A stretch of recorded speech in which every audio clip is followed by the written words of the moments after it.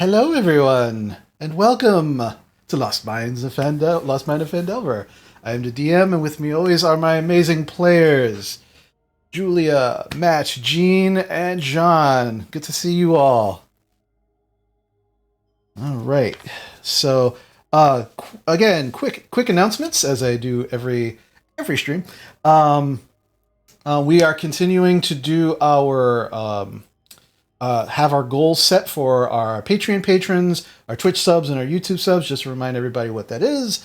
For when we hit 25 Patreon patrons, we will be doing a community NPC built by you. And I have recently changed it. It is not just going to be for a Wild Mount campaign. It will also be for this campaign as well. So if we get to 25 patrons, the community as a whole will be able to help create an NPC that will show up in both this campaign and an NPC for our Wild Mount campaign. So very exciting. For our Twitch subs, for every 100 every 100 Twitch subs, there we go. Talk slow. We are going to do a giveaway of a 3D model about 3.5 to 4 inches tall of the mini of one of our players' characters from this game and our Wild Mount campaign. So we're slowly inching towards that. Can't wait to get to that. And for our YouTube subs, again, slowly growing as well. And when we get to that, we're going to do giveaways for that as well. But we want to get to at least 100. And once we get to 100, the giveaway will entail basically some kind of starter set. Not specifically this starter set, but a starter set to kind of get you going, whether you're a player or a DM. So thank you for everybody who has contributed so far to building those, building towards those goals. We really do appreciate it. Want to very quickly shout out one of our newest patrons on Patreon, Ocelota77. Thank you so much for becoming one of our newest patrons. For those who are unaware what those being a patron does, not only are some of the subscription tiers less expensive than actually subscribing through Twitch, you have a chance, depending on which tier you pick, to get exclusive merch that you can't get anyplace else, that you can only get through your Patreon tier. So check that out. You also, Ocelotus and Lady Poopsie, because of the tiers that they belong to, actually get exclusive one-on-one time with yours truly once a month in our patron-only Discord channel, where they can actually talk to me and ask me questions. And I'm not going to give them any spoilers or anything, but can ask me anything that they want for a period of time. So that's one of the perks that you can also get as a patron. There's a number of different perks, but that is what some of the patrons actually can get currently. So check that out if you get the chance. And we also want to thank the rest of our patrons as well. One of them I actually see right now, Grant Wilson. Thank you so much, Grant Wilson, being instrumental in some of the brand new promo material that some of you may have seen in our social media. He's been putting those things together and doing an amazing job for that. So thank you so much, Grant. I really do appreciate it. We all appreciate it. They're so awesome. Every time one of them comes out, I'm constantly like, "Hey guys, look what Grant made! Look what Grant made!" So thank you so much for that. We do appreciate that. And again, tomorrow, if this D&D fix isn't enough for you, we've got our D&D stream tomorrow for our Wild Mount campaign. Every Friday night, we also do Friday Night Magic. So that's at 8 p.m. Eastern. And again, I'm not the greatest Magic player in the world, but you can watch me get my ass handed to me, or you can just play with me on stream as well. And one of the things I love about the game is finding people who love the game and might not be as good as I am, or even if you are better than me, that we're actually learning from each other. And our goal is not to just trounce each other. It's to have a good time playing Magic. And because let's face it, I mean, besides making money, the game was created with fun in mind. So I like to have fun playing the game. It's usually best to have fun with friends and family. So join me for that, if you will. And of course, the amazing people here, my amazing players, they also have all of their amazing things that they do as well. Julie and Jean have Unconventional Heroes, where if they're not actually doing their Curse of Strahd campaign, Jean and his brother Rennie have recently been doing the Dungeon Delvers, where they're basically talking about different things, game related, how to be a good player, things of that nature, and at the very least, they're super entertaining. You can ask them questions such as, like, what's your favorite color? And, what meal do you like? And they will answer, and they have fun and entertaining answers for that. Matt is also part of a wonderful cast doing a Monster of the Week campaign known as Good Neighbors. Again, all of the things I'm mentioning, you can find during our break. You'll actually see all of the advertisements for. And last, again, but not least, John, who also amazing author and voice actor for his series Tales of the Left Hand, Swashbuckling, Magic, Yo Ho Ho, all of that great stuff. Please support all of the things that these amazing individuals put together. So super appreciate that they actually give me some of their time to let me run a game for them as well. So that's the thing that blows me away every damn week, to be fair. All right. So with that, let's get into the fun of what we're all really here for, Dungeons and Dragons. Well, we took care of one of them. One of the many dragons. We are halfway to winning. Yeah, now we just need to get a dungeon and we're set. There we That's go. how the game goes, right? You Right, defeat level for yeah. each and then you're done. Yeah. Yep. Absolutely. All right. So last week we were together. The group made their way into the Ruins of Thundertree, which is this ruin that is somewhat east of Neverwinter, that was destroyed mostly due to the eruption of Mount Houtnow a number of years back, almost 2 decades ago. But also seems to be the site of certain errant magics, which have forced an individual that the group came to actually look for to actually take up residence here. And upon actually meeting him and speaking with him, finding out that he kind of took it upon himself to come to this area to kind of keep people away from all of the possible dangerous things that seem to be congregating in this area, including large dogs. And the most interesting thing, that he was able to kind of pinpoint an area on their map where Cragmaw Castle was, which was one of the things that you were all looking to find out. But also the possible location of Wave Echo Cave, which essentially he said that he would take you there. He didn't want to show you on the map because he was too concerned with a dragon that had taken up residence in the area. He basically said if you were able to take care of the threat of the dragon, either run it off or made sure that it was no longer taking up residence here in the Ruins of Thundertree, he would absolutely take you to those areas. So after drawing out a rough sketch of the area in the dirt, you were able to kind of guess and figure out where certain buildings are. You still haven't explored the whole area, but you made your way over to where the dragon was supposedly taking residence. Unsuccessfully sneaking up on the dragon.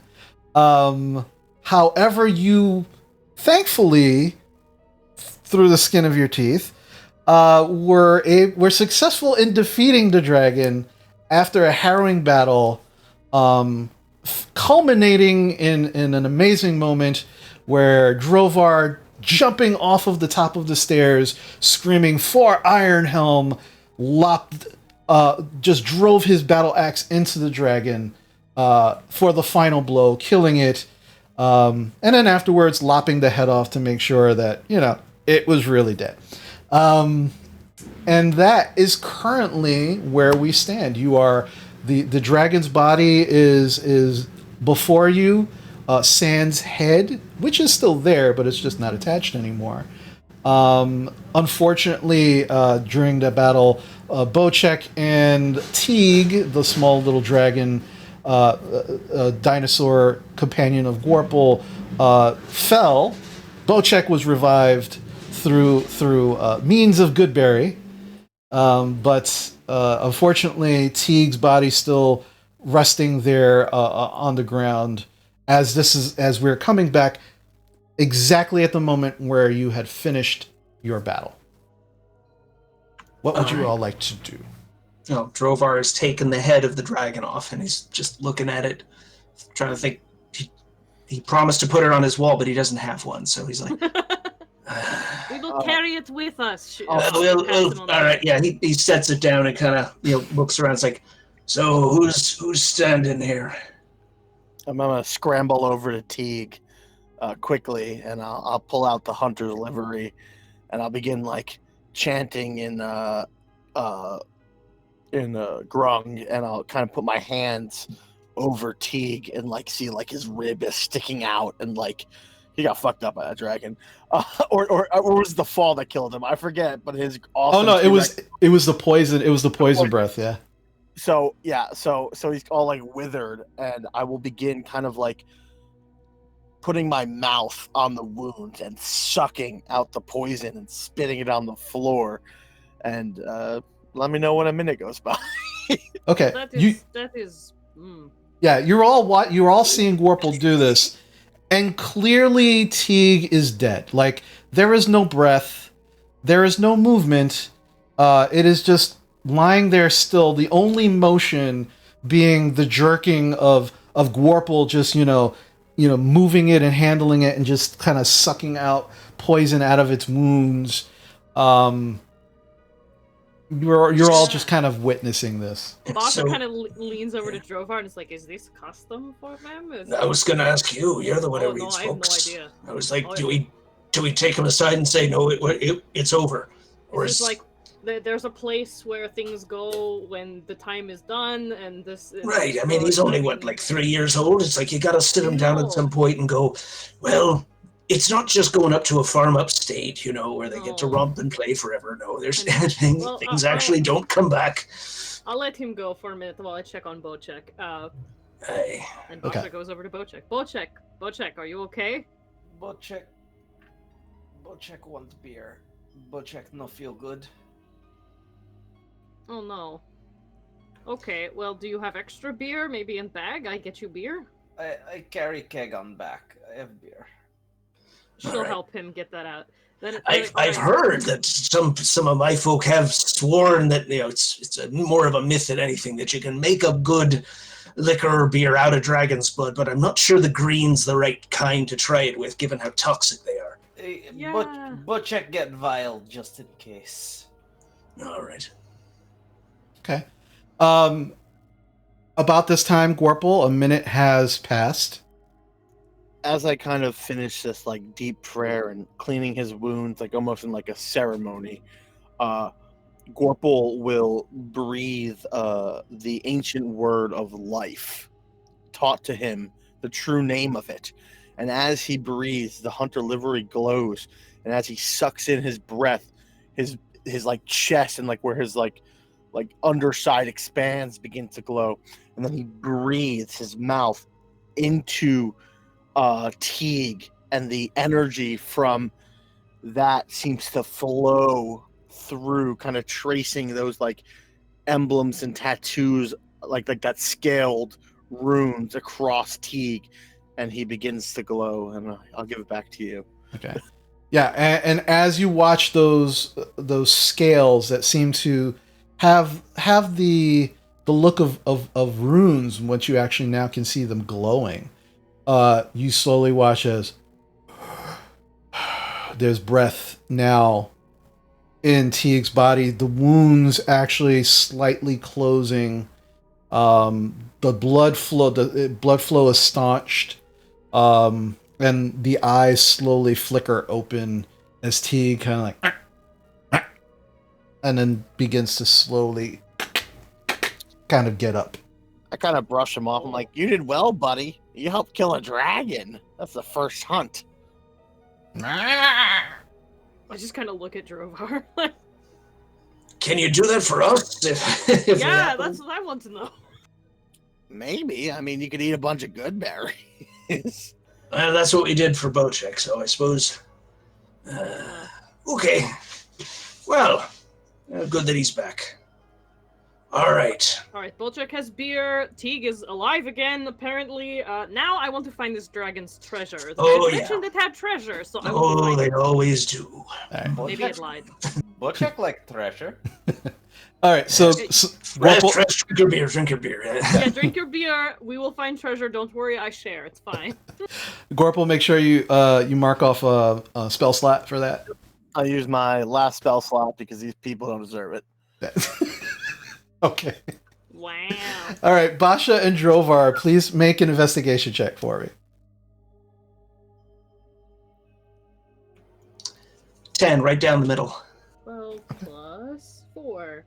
16. 16. Okay. Basha, you see it first, but both of you make your way as you again, the area is wrecked. There, more so than it looks like. You can see the fresh wreckage of the battle between yourselves and this green dragon. More, you can see more stone, fresh stone, topple to the ground. There is a pile right behind the actual stone steps of what seems like old rotted wood and just various things that seem to have possibly been in a tower, including the actual debris from the caved in roof.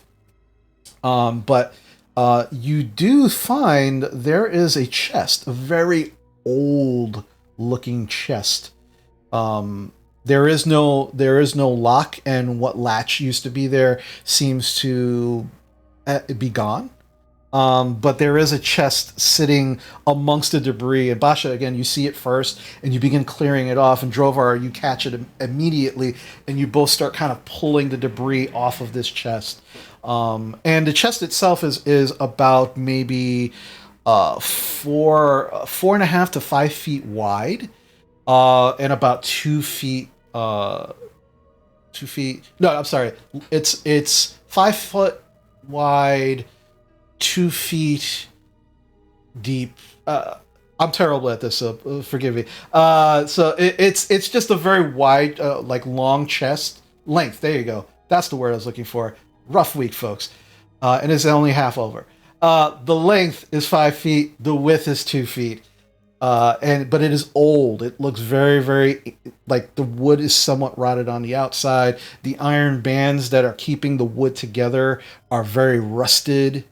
But that's what both you and Basha find. Yeah, so it looks old, not antique. It's not like, oh, this is a beautifully made thing, vintage. It's just an old, banged up, pieces, whatever. Yes. All right, let's see if we can get it out of there. All right, stand clear. Gotta pull it loose. Okay. So you pull it out, you pull it loose. Some of the wood begins to kind of like break off slightly. The handles that there are like these very rusted handles on the side. One of them just breaks right off. And as it breaks off, you see a number of coins begin to spill out. Oh. I think we found it. Oh boy. All right. I push it out into the... okay, now once there's room, I kind of get behind it, and I'll push the thing out into the middle of the room. Okay. So we get a better look at it. And I'll look back, Basha? make sure no coins have fallen out amidst the debris behind. Like, miss anything? No, okay. Okay. All right. Let's open it. All right. So you open the chest. And as you open the chest, the very first thing that you see is coin. Gold. silver. And it's just it just takes up the very much top. There's a few items resting on top of the gold as well. So altogether, as far as coins are concerned, and I'm going to assume that you're all going to take a long rest at this point, possibly, maybe. Well, maybe not here. Okay. Right. But I think we kind of want to look at what we got quickly. From Drover's point of view, I'll switch back to my Drover's voice. It's like, well, we should probably let's take a quick look at this, and then maybe get back to the druid's place. I figure the dragon would keep people from coming up here because it's the dragon. It's not like people would be stupid enough to attack him. Yeah. Anyway, so we can, but I don't think resting here is really okay. Probably a good idea. No, I will count quickly and then we can go. I wanted to try to skin the dragon and take its teeth and claws. Okay. Bochek puts his sleeping bag away when you say we're not going to rest here. Maybe a short rest. All right. Okay. I'd be, Drover's like maybe a short rest, as we're checking things out, but I don't think we want to camp here when there's a perfectly good sealed up house, very close by. All right. So Basha and Drover, between the two of you, you begin to kind of scoop the coins into your personal pouches and such. The coins at the very least, 800 silver pieces, 150 gold pieces, and there are 4 very beautiful large silver goblets with moonstones wrapped around them. And there are 2 scroll cases as well. You kind of you very quickly, even though you are counting, you're trying to do this as quickly as you can. You put them in. And Basha, as you finish kind of putting the rest of the coins in, there is what looks like some kind of tarp that the coins and the goblets were kind of covering. And Drovar, you kind of see it too, and the both of you kind of pull it back. And underneath, as you pull this tarp back, is this large battle axe. The actual head, the blades of this battle axe, the axe itself, the blades look rusted, very rusted. The actual shaft of the battle axe looks like this very polished dark wood, that does not seem as aged or as the actual head of the axe. But Drovar, you immediately see that carved into the actual shaft of this axe are dwarven runes that you recognize immediately to be a name, or it says Hew, Hew. Oh. Okay, I'll reach in and lift it up. Okay. That has your name all over it. I mean, not actually, but It's got a name, but it's not mine. Yeah. It's more like it's Hew, like chopping things. But it does, maybe. Huh. As you lift it, it's incredibly light, and seems very well balanced. But the blade is all rusty looking. And as you inspect it, the rust is deceptive because the rust itself seems to glow in the light. It's very odd. Oh, Mother, I'd really like it if you took a good look at this one. sure. There's something about this. If it's got a name on it, there's a story here. Maybe it, like sword, has its own story to it. I will. It might study it. Right. All right. Well, let's. Check. You drank enough beer that you got room to start help us carry some coin. Bochek carry, no problem. All right. So while all this is happening, Gorpal, you are heading over to the body of the dragon to see what you can scavenge off of it. I need you to make a medicine check for me. Not like survival for this? No, this is going to determine how much of what you can get off of it by using the tools that you have, like your expertise in kind of skinning a dragon, which is something fairly new for you. Can I assist him to give the help action? Yeah, you can absolutely give him a hand. Gorple, you will have advantage on this as Bocek is helping you. I will, as I see what they're starting to do, I will bring over the sword, the magic sword, and say, this might be, be good for skinning better than a regular knife because it went right through him. So, give it a try. See if it helps you get some better material. I do say though, I'd love to get 5 good teeth, and I think we should make necklaces for each of us and one for Shug. I think Shug would like a trophy like this. I wish he was here for it. All right, he deserves it. I got a 14, GM. Okay, 14. So with a 14, you will be able to harvest because again, during the battle there was some damage. You are able to harvest 14 fangs from the mouth. You are also able to harvest 7 of its claws. And you said you were also going to try and skin it as well? Yeah, if I can get any usable scales. Okay. Very quickly, as you're kind of pulling the teeth and Bocek is kind of helping you, Drovar hands you the sword. The sword does help. The sword it actually carves through a little, and you're making some very good headway very quickly. But in the next 20 to 25 minutes of you doing this, you begin to see that some of the skin and scales and muscle are now starting to dissolve. And you can see like the kind of like the fumes of the poison seem to be eating away.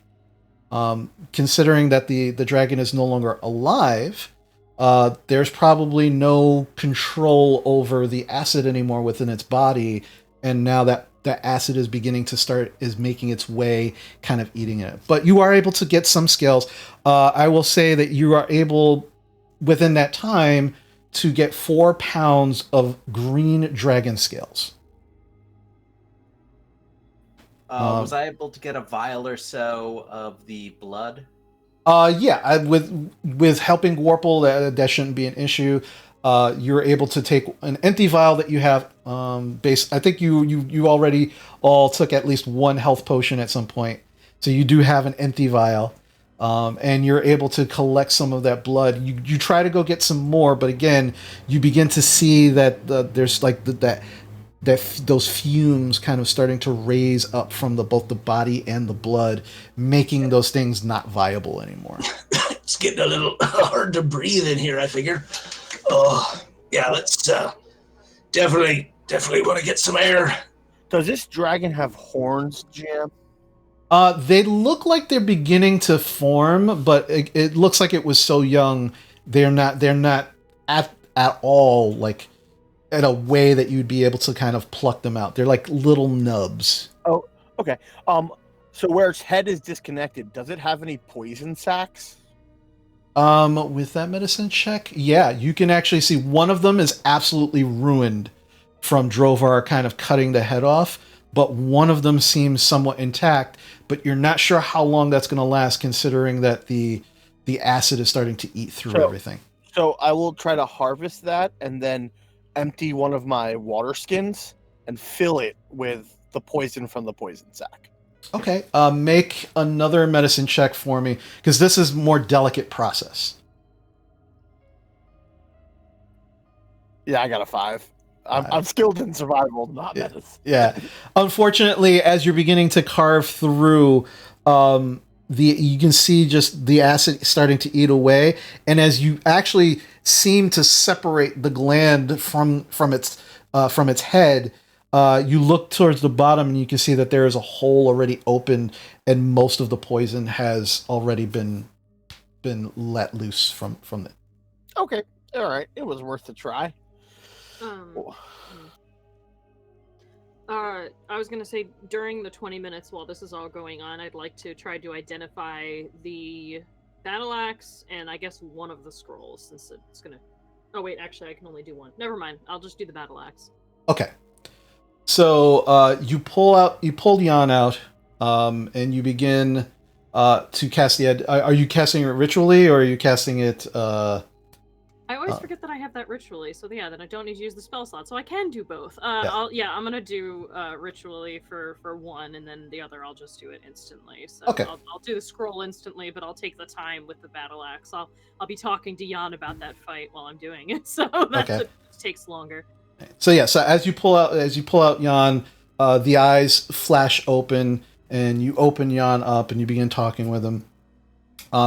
And for the next 10 minutes, you begin casting the ritual. And as you finish the ritual, something different happens, Basha. You normally, when casting the Identify spell, you instantly gain the knowledge of, what this specific item might be, the school of magic, all of these things, and there's a hesitation to the knowledge, and you're just you and it happens only for a moment, and as you ponder it, you realize almost instantly, and this is actually in effect now, you can choose whether to instantly learn that knowledge or have Jan give you that knowledge. Interesting. Okay. It's your choice. Just for fun, this time I'm gonna be like, Jan, tell me about this object then. You all watch as normally when Basha has cast a spell, her eyes flash. You see a flash come from the cover of the book, and only you hear this, Basha. Oh, well, this is very interesting. This is a battle axe, dwarven in make. Its name is Hugh. Oh, isn't that something? For some reason, I cannot tell why or who has made this. Possibly the Allhammer has decided for punishment or for reward that the name should be lost. I don't understand such things, but I can tell you that the maker of this interesting battle axe made it not only a little more powerful than your average battle axe, but he had some kind of feud with some dryads in the forest where he used to cut firewood, so he made sure that he made something that could cut through them fairly quickly and easily. Yes, but it's very interesting. So it's specifically, like, it gives extra power, but also it specifically cuts through dryads? Like, it's, like, angry about dryads for some reason? What's a dryad? Any kind of woodland creature, basically, that is possibly made of wood. And I think immediately of the tree things. I'm like, oh, interesting. That might be handy. Okay, I see. Yeah, another interesting aspect of this battle axe. Whoever wields it will always feel a little bit uneasy walking through forests. Oh no, okay. Well, I feel like after today we might all feel that way, so, I mean, I don't know, it seems like for the extra power it gives, that's not so bad to be scared of forests now, walking through them. I don't know. I don't know of such things. I just know what I am told through the Identify spell. Well, thank you. That was very intriguing. I like this. This is nice. I mean, it's nice to know it myself, too, but this is good. Whatever you wish, Basha. Thank you, Jan. And so essentially, I'm sorry, the axe, it's a +1 battle axe, and it deals maximum damage when the wielder hits a plant creature or an object made of wood. And yes, it does make anyone who carries it feel very uneasy when they're walking through a forest. Yeah, so Basha turns around and is like, Drovar! Hey. This gives you extra power when fighting things, which is nice. But it will make you scared of forests when walking through them, or at least uneasy. But I mean, after today, I said to Jan, we might all feel that way a little bit at least. So I don't know if it's worth it for you. Let's go find some more of those twigs. Yeah, it'll like hit them for the hardest possible. So that's good, right? Oh, definitely. Well, you know, the old hammer, it's like he only built trees to give us things to keep the forges hot, so That's I funny. don't mind. That's funny you should say that, because Jan said the Allhammer might have made it. Weirdly, he said the name should be forgotten, though. I don't know if that's good or bad. The name of the axe Yeah. I don't know. should be what that means. forgotten. No, Basha, I am sorry. What I said was the creator of the X. His name is no. I cannot find out who The created it. creator name must be forgotten. I believe yes, the Allhammer may have struck that knowledge from existence, either for reward or punishment. I know not which. Tree must have got him.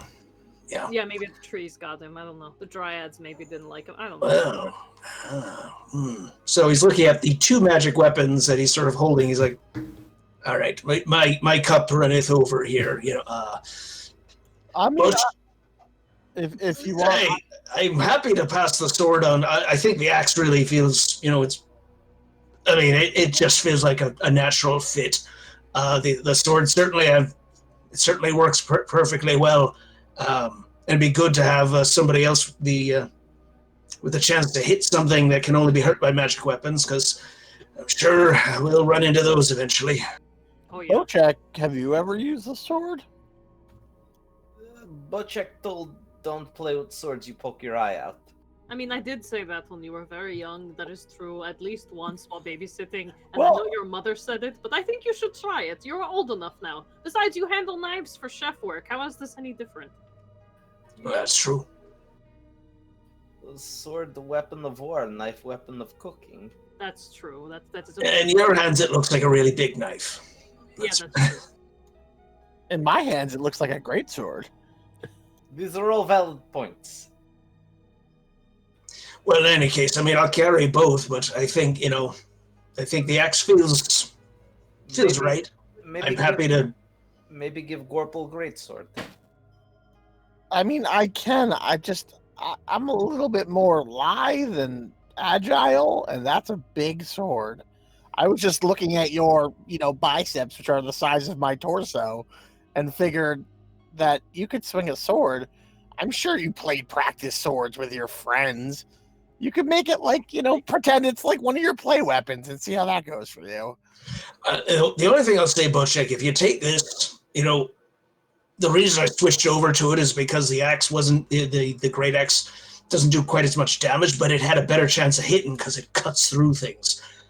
If you got this like strapped to your back, at least if you're having trouble, with your fists, you've got another option. I'd keep it for that. Okay. And if not, you can sell it, and Right, we go back to somewhere at some point and sell it and get. I mean, it's owned by it's made by, it's got a legacy. There might be somebody who thinks they're part of that legacy. Might want to buy it. I mean, get- push come to shove, you guys are right. If there's monster we cannot hurt, it's good to have on hand. I don't care who has to use it. When we have problem, we use it. I can't use both, really. Yes, so if their problem, me or Gorple maybe use. And I Well, carry, because okay. I carry a lot. Okay. He hands you the +1 greatsword, +1 longsword. I mean, it's technically a great sword. It's pretty good. It's pretty awesome. DM also, I will have identified one of the scrolls because I can't do both. Okay. at the same time. All right. So I need you to roll me a d4, please.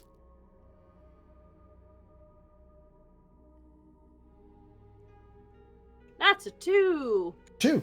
All right. So you pull out one of the scroll cases, And it's an old like leather case. It's very dried out. It's very cracked. But you open it up, and as you begin to pull out the scroll within, it's in a beautiful vellum page, very well taken care of. As you open up and you cast the Identify spell on it, it is a scroll of lightning bolt. Oh, definitely gonna add this to the book later. Jan, I have something else for you. Do tell. Scroll of lightning bolt. Oh, this is very exciting.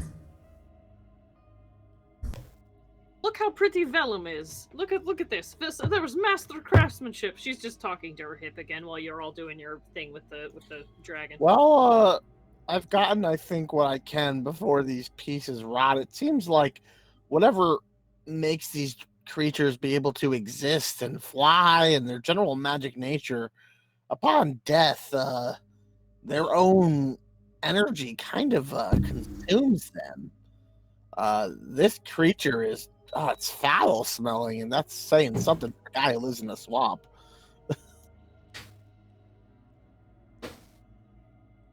But thanks, Bocek. That, I mean, we got what we can, and maybe we could do something with these scales. I got a lot of teeth. I got claws, so we could definitely do something.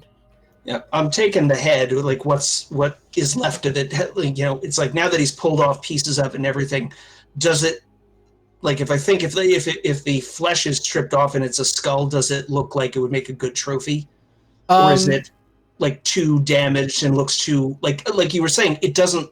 It's not a fully mature dragon, so it doesn't look like kind of just like a big lizard. Well, yeah, the skull itself doesn't look like the skull itself took much damage, but there's still a lot of flesh on it that you can see is slowly starting to be eaten away. It definitely, there is no mistaking that this is a dragon head. So the skull underneath probably is the same, but until you were actually able to get the muscle and flesh off of it, you're not entirely sure, what the skull itself would, if it took any damage, if it's cracked. Okay.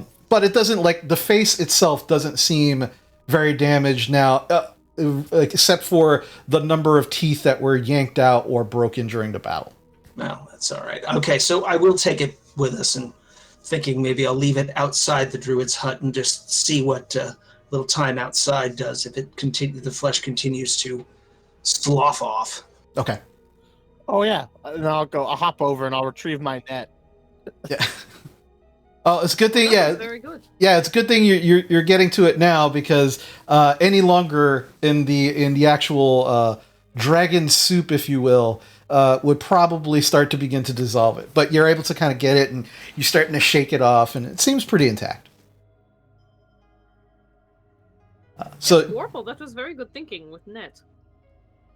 Well, I'll tell you, when you hunt giant beasts in Chult, and you're a small person, it's best to restrain them and then shoot them with arrows from very far away. But it's never good to be the unlucky grung who has to throw the net. I'll tell you that. That's the worst job. So as you're finishing this conversation, you begin to make your way out of the tower into the adjoining cottage to make your way out of the actual building itself. There are still a number of places that you have not gone to yet. Where would you like to go from here? Bocek, how are you feeling? Do we want to keep exploring? Do you want to rest first? Yeah, was this for a enough time to while? be like a short rest, or? You all would probably need another half hour or so. It's an hour short rest. So you would probably need another half hour of just kind of sitting here and kind of finishing up what you were doing. Bocek needs to sit down. For Yeah, let's sit for a bit. 20 minutes. Yeah, we either sit out here or we head back to the druid's place. But maybe just now that we're outside, away from the reek, maybe he puts the dragon skull off to the side, over by where those other two dead critters are. Okay. And it's all right, let's just have a rest here. Yep. Sounds Yeah, and good to me. I'm sorry. Go ahead, Basha. Nope, that's fine. I was just chatting. Okay. Yeah, and for the next half hour, without issue, without any incident, you're able to kind of sit there and finish up your short rest. Okay. So you can use any hit die that you have left to. I think I have 2 left, so I'm gonna see how we I- do. Also, if you want to be really full, I have 6 good berries. You'll just be very, very full, Bochek. It's a very uncomfortable, bloated feeling, maybe- but since it's magical, it kind of passes quickly.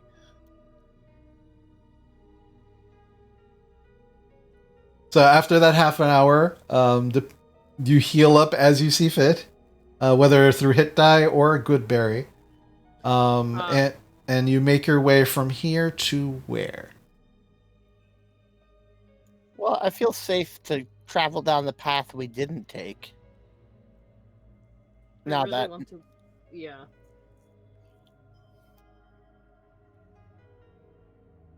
All right, so you're gonna make your way essentially through this path going downward. Mhm. Okay. So put yourselves in the order that you would like to see yourselves as you make your way towards the end of this path, as it kind of makes its way downward. Does anyone need good berries before if I need to mark? Yeah, out? I'm still 11 down from max, so I'll take a couple. I'll hand you 5, so I have 1. Cool.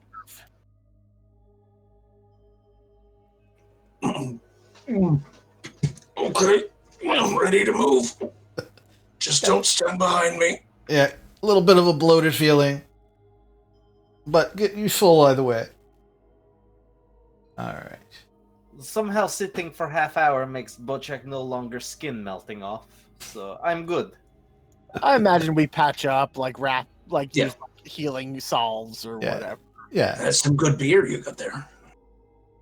Drink the good berry beer; it heals you. Wow. It does not, but it tastes really good and make you very full very quick. That is good trick. I like it. Maybe Alright. good berry better for barley wine or something heavier. Not very good with lighter beer. Not it fill you up too quick. Not very crushable. Alrighty, so Basha and Drovar, just put yourselves on the road Oh, yes. where you would like to be.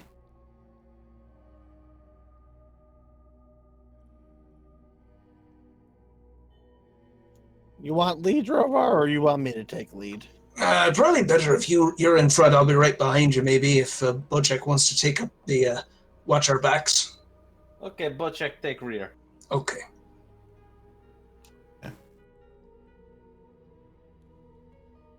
All right.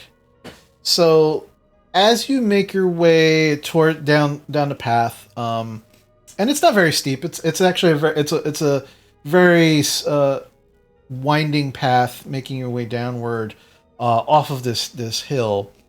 Gorple, you see immediately as you get to the end of this path that the path itself seems to be blocked by this large essentially it looks like cobwebs or spider webs that just seems to be kind of in between the path. It's fairly thick. Does it remind us of that cottage up ahead and where the dead spiders were? A little bit. It's just thicker. But it definitely does seem to give you the similar feeling that yes, this might be related to that. I raise my hand. Well, I see a giant web blocking the path, and if that dragon's dinner is any hint, I think there might be giant spiders ahead of us. So I should probably warn you that all I can do now is cast Firebolt and identify things for a while. So, oh, I can float. I can also, well, not me, but like, anyway. So that's all I can do. Just so you're warned. I mean, I can only shoot arrows and hit people with swords, but I feel like that's just how the world works. Okay, but I'm just saying, if something's up there like giant spider, which I hate already, the idea of giant spider. All I can do is shoot it with many fire. Maybe- We'll do that. Yeah, Fire maybe the dragon already ate him. Spider Here's meat, hoping. super tasty. Also, the fire could burn the web. Here, you want me to kind of like sneak ahead, or you follow me and try to avoid the web? Do you want me to just burn it down first? If you want, but I think if I know anything about spiders, the moment you touch their web, they'll know. Yeah, if they're in there, they'll come out. If we're trying to avoid dealing with them, then I say we see if we can slip past. Hold on a second. I'm gonna pull out the hunter's livery, and I'm going to whisper the true speech of animals. And just in case, DM, I'm gonna cast Speak with Animals, Nice. Okay. and then I'm gonna listen to hear if I hear any spiders chittering about how they want to eat us. Make a perception check for me, please.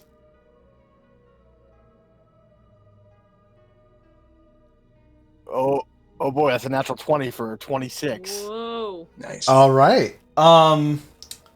So you get a little closer, not close enough to actually touch the webbing.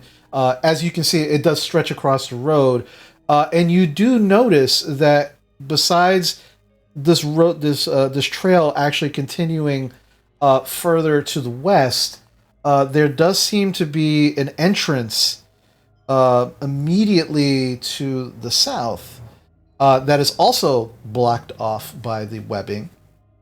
And you begin to kind of like focus your hearing in that area. And ever so slightly, at first it comes to you in a very,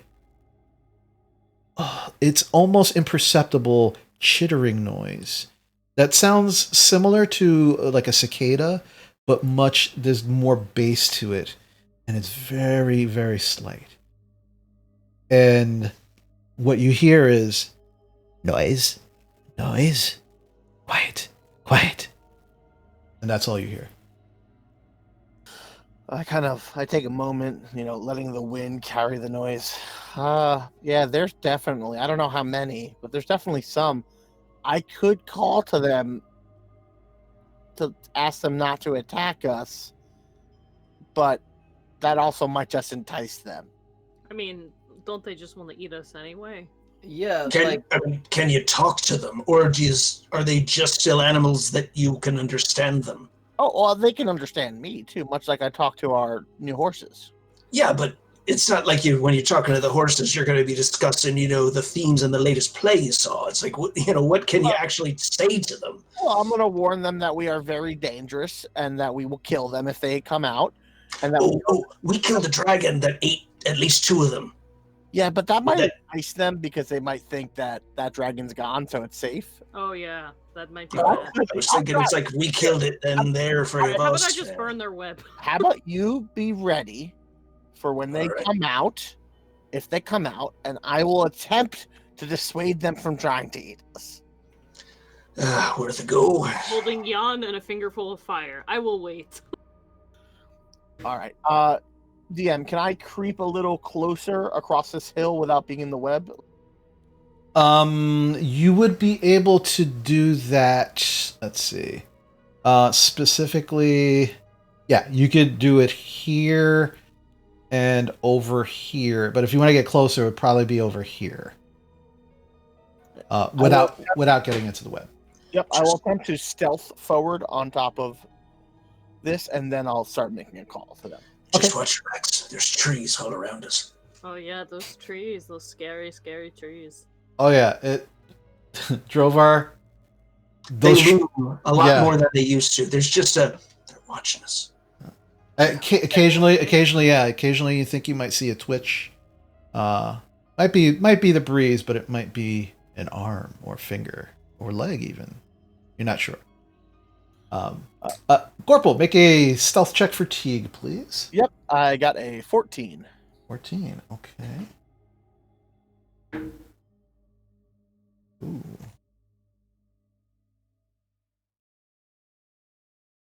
Okay. Yeah, you inch closer and closer. Teague does have to almost kind of pull apart some of the bushes and scrub but is very easy for him to do with the large hooked claws at the end of his feet. And you move closer and you wait for a moment. Doesn't seem like anything is taken notice. You still are listening for the speaking or noises of the spiders. You can still hear that kind of chittering, low, bassy chittering, but saying the same thing over and over again. Okay. I will speak to the spiders.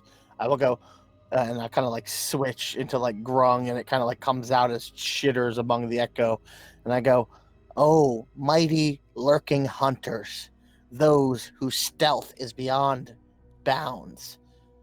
We wish to pass by without harm, myself and my friends. We have slain the mighty worm in the tower, and we offer him as your feast. Let us by, and no harm will come to you. We have felled the worm, and we will fell you if we have to, but we do not mean to." I will say make either your choice a persuasion or intimidation check. Not animal handling. No, because they actually understand what you're saying. Yeah, that's fine. They're equal. I'm going to attempt persuasion because, Corporal really doesn't really want to fight them. Okay.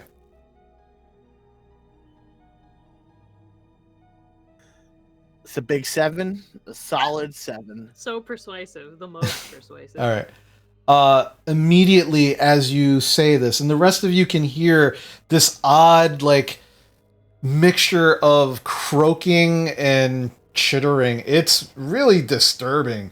As Gorple is saying all this, it's like almost like he's going into some kind of fit. But otherwise, seems fine. Warple, the noise that you've heard, the chittering, and the subsequent actual, things that they're saying, immediately stops, and you don't hear it any longer. Shit. Guess they didn't like his joke.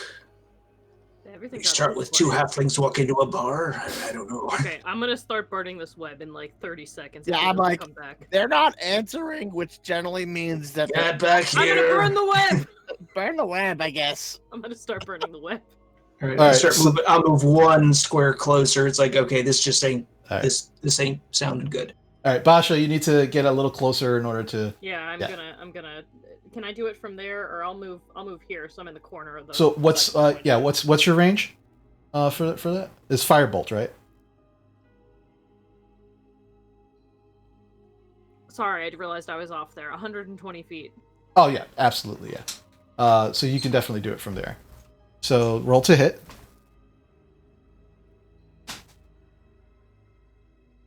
That's terrible. 13. Oh yeah, it hits. Okay. Nice. Nice. And what is? 1d10, so that is not a d10. Oh, yes, that is. Wait, yes, that's a d10. Sorry, guys. No problem, no problem. I forgot how dice worked for a second there. And that is 10 fire damage. Okay, so as you shoot, you watch as the web begins to burn off. And it burns a good layer of it off to the point where it no longer seems to be blocking the path in such a way that it is now an obstacle to you.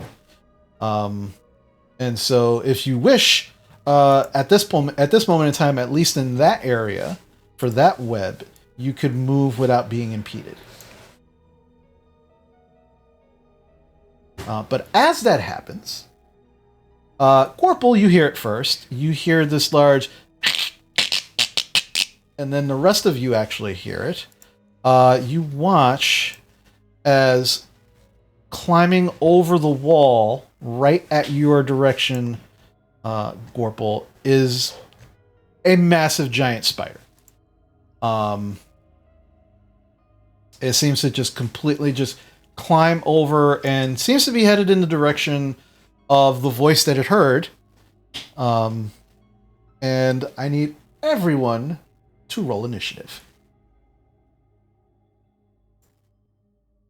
Okie dokie. All right.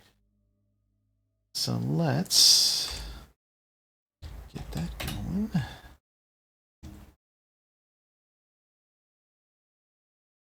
Doesn't seem like you're very, very persuasive about this, Gorple.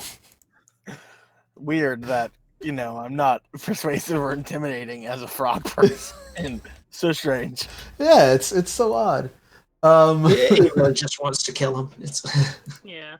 If only I were a sexy frog person. That's the next Hey there. chapter. Hey, you looking for a good time? Weird. Oh no. Alrighty, so hold on a second. Let me get this. Giant spiders. Alrighty, Gorple, what did you get for your initiative? I knew this was coming, so I got a 22. Nice. Drovar. I'm still watching the trees, so it's only an 11. Okay. Basha. That is a 17. 15. And Bojack. 10. All right.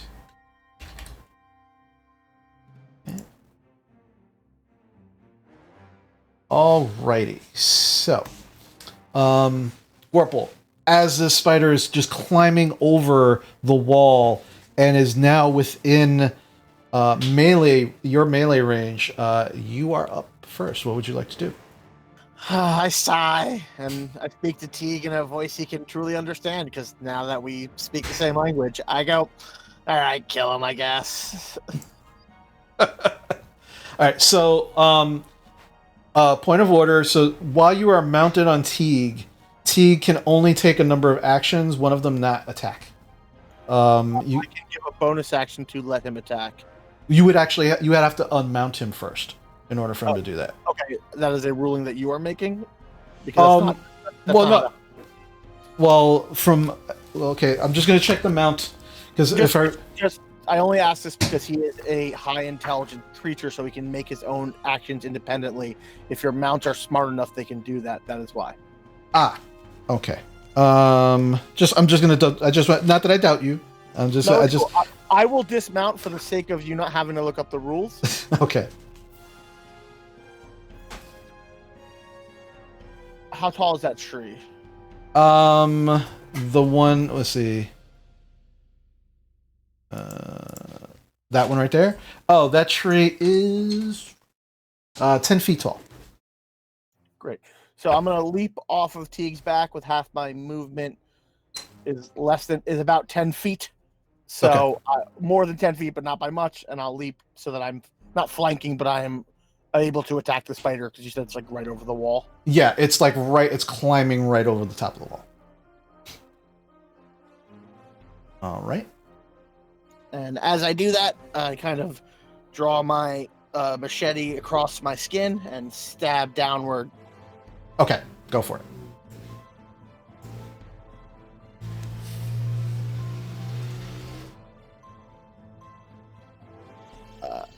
AC 22. You see to it? Yeah, absolutely hits.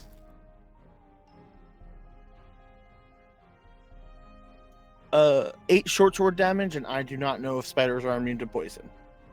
Okay, so 8. What is the DC for the poison again? It is a 12. 12. So that is going to be... And that's a Constitution? Yes, Constitution. That is a 13. Great. He obviously is immune to poison. I've learned that today. Okay. And then Teague, while this kind of spider looks at me as I rake across like his thorax, Teague will kind of claw him at like one of the legs. Okay, go for it. Yeah. But unfortunately, Teague's not used to fighting spiders. I got an 8. 8. Yeah, it unfortunately does not hit. The spider just climbs back up out of Teague's range, and Teague unfortunately just claws at the stone, which pulls a chunk out of the stone from the ruin that's there, but does not get the spider, unfortunately. May I ask, do I see into this building now if there are any more spiders because of the height of the tree? Actually, yes, you do. Now that you are up in this tree, you can see in an adjoining section of this this ruin, another spider that seems to be beginning to make its way out on the opposite side. All right, I just kind of, as I finish talking, I go, "There's another one in the adjoining room," and I'm done. Okay, fair enough. Alrighty. Next up is Basha. Huzzah. Can I see that spider from where I am around the bend that's Oh. like attacking Vorpal? Oh yeah. Oh, good. I'm gonna be like, okay, now we have real things to shoot with fire. Jan, let's get it. I'm gonna firebolt it, because that's all I can do. So Okay. Firebolt. All right. Roll to attack. I identify the creature. No, I'm kidding. I'm not gonna do that. It is 15 to hit. It hits. That is only 5 fire damage. 5 fire damage. As, arcane flames shoot from her finger at Spider Boys. Yes. You pull the arcane energies out from Jan. Fire leaves your hand and hits the spider in the same area where Gorple has kind of like just cut across it, and you watch it and you can smell now the almost like burning hair and flesh smell coming from it as the spider like ah! And Gorple, you still have your spell up, and you totally understand that the spider is cursing. It's not a curse. Like mother's cooking. Yeah, it's. I'm out here just shouting, "Pain, pain, pain, pain, pain!" It is saying that, but it's also like it's a curse that loosely translated for an animal would basically like be like "fuck." But yeah, it's definitely hurt. Not on this. You could have made that choice, buddy. It's definitely hurt.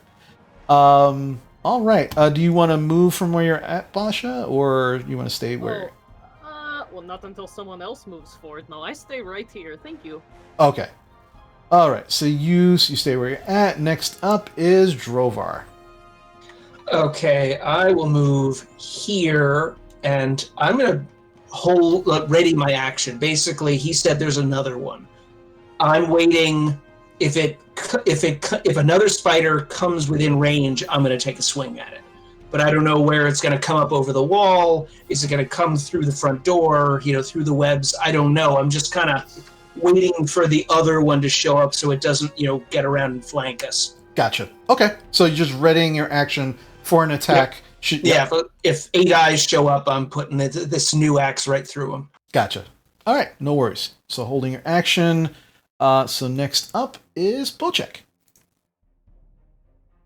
Hello, I am going to rush Spider now. Okay.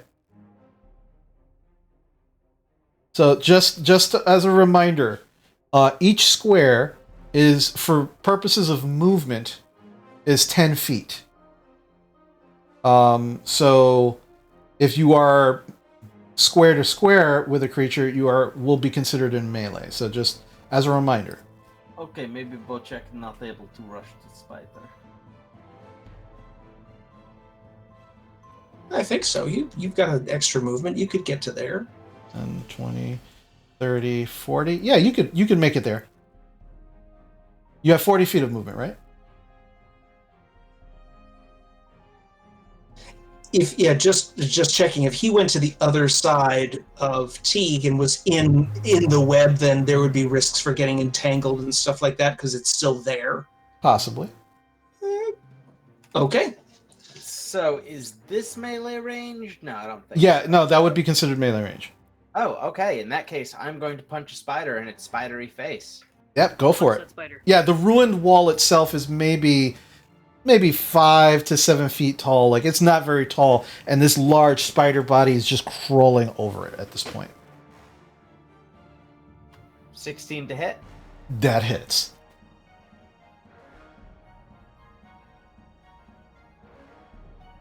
Six damage on the first hit. Okay. Yeah, you hit it, and there is this loud cracking sound that everybody hears. It looks like you broke a leg. 24 on the second hit, Does hit. and another 7 damage on the second hit.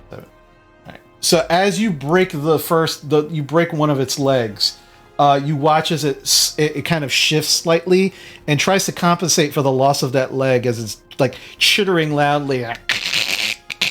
And as it shifts, you were aiming for another leg, but as it shifts, your fist goes right into the massive eyes, and then just keeps going through the massive eyes until you are pretty much half forearm deep into its head. And you watch as it just, the body just shudders, the legs kind of curl, and it just stops moving and begins to fall off of the side of the wall. You kind of pull your arm out there, you just slurp it out, and you have just viscera and blood, spider blood, just all the way down from your mid forearm all the way down your hand. And it is not moving. And maybe I'll take that sword back. Jeez. Okay, I'm done. Yeah, I can see Yeah. that. Obviously. All right. So that is Bocek's turn. Spider. It is now the giant spider's turn, and immediately, Drovar, you're the first one to see it. It begins to climb over the wall and makes its way onto the ground next to you. You have your reaction. Hello, my pretty. Okay, let's try the new magic weapon here. Natural 20. That's a wonderful hit on your first time with this weapon. Yeah. Oh yeah. So using it two-handed. So it's that setting. 15 total. 15. Yeah, you hack off 2 of its legs as it climbs over, and it sees you, but it sees you too late as you just swing through, and 2 of its legs just fall right off, and it's like and begins to kind of shift to try and make its way away from you. This is not your day. Not your day. And it goes to surround you here, not leaving your melee range, and it is going to attempt to, since you're the one that's actually done so much damage to it, it is going to try to bite at you, and that is going to be a natural 1. As it goes to bite at you, completely misses, and it's thrown off by the loss of 2 of its legs. And just kind of like, as it goes to bite, it just kind of, and it just basically eats dust, and then slowly begins to rise back up. Completely misses you. Oh, you should have stayed in bed. And from there, it's looking around. Yeah, it is going to attempt to run and begins to climb up this tree. Drovar, you do get an attack of opportunity. Alrighty. 13? 13 does hit. Okay, cool. Oh, wait, no, I'm sorry. 13 just misses. I apologize. Okay. Sorry about that. Well, So yeah, darn. as it's crawling away, you take a swipe at it, and it just like, and it just kind of moves away. And again, Gorple, you can hear it. It's like, no. And it just kind of makes its way around your swing. But that is its turn. Gorple, now is your turn. I quickly sheathe the machete and whip the fucking crossbow that's like hanging off my belt. Thunk! Okay, go for it.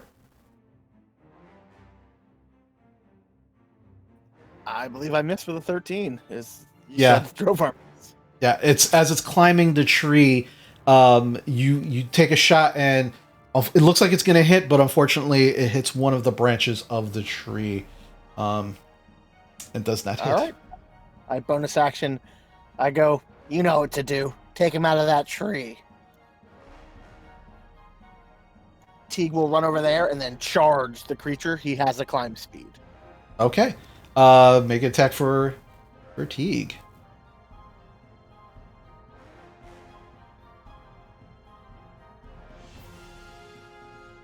Ooh, not doing well. AC 12. 12. Yeah, it's the foliage of the tree is just too thick, and while Teague doesn't have an issue climbing up, unfortunately, it does block some of his charge movement, and he's like stuck on the side of the tree, getting ready for the next thing, but unfortunately, does not work. The charge does not work. He will take his last 10 feet to kind of help Basha. Not good. Okay. Jumps down. Yeah. Finished. All right. No problem. All right, Basha, it is now your turn. Oh, that better not be coming for me. Oh, is it coming for me? Jan, kill it! Jan, kill. Oh wait, I have to kill it. I'll kill it. Firebolt. Okay.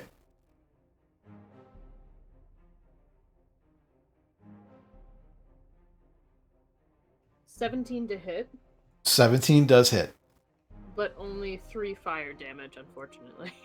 All right. So, as it hits, you watch as some of the fur, again, begins to burn off, and that disgusting smell begins to come off of it. And it just begins to try and climb even more into the more dense foliage on the tree, trying to essentially get out of your way. Yeah, I'm also gonna try and get away from it. I'm gonna run 5, 10, 15, 20, 25, 30, like, pull check, help! Pull check, spider! Okay. And pretty much that's it. All right, no problem. All right. Now, Drovar, it is your turn. Okay. He's up in the tree already. It's about maybe see. He's starting to climb up the tree. He hasn't. The spider hasn't made it up. Maybe not even 5 feet yet. It's slowly making its way. Yeah, if he'd gone up in the tree, I'm like, hey, this is supposed to really chop down trees. But if he's actually still within reach, then I will just move up and take a swing at him. Okay.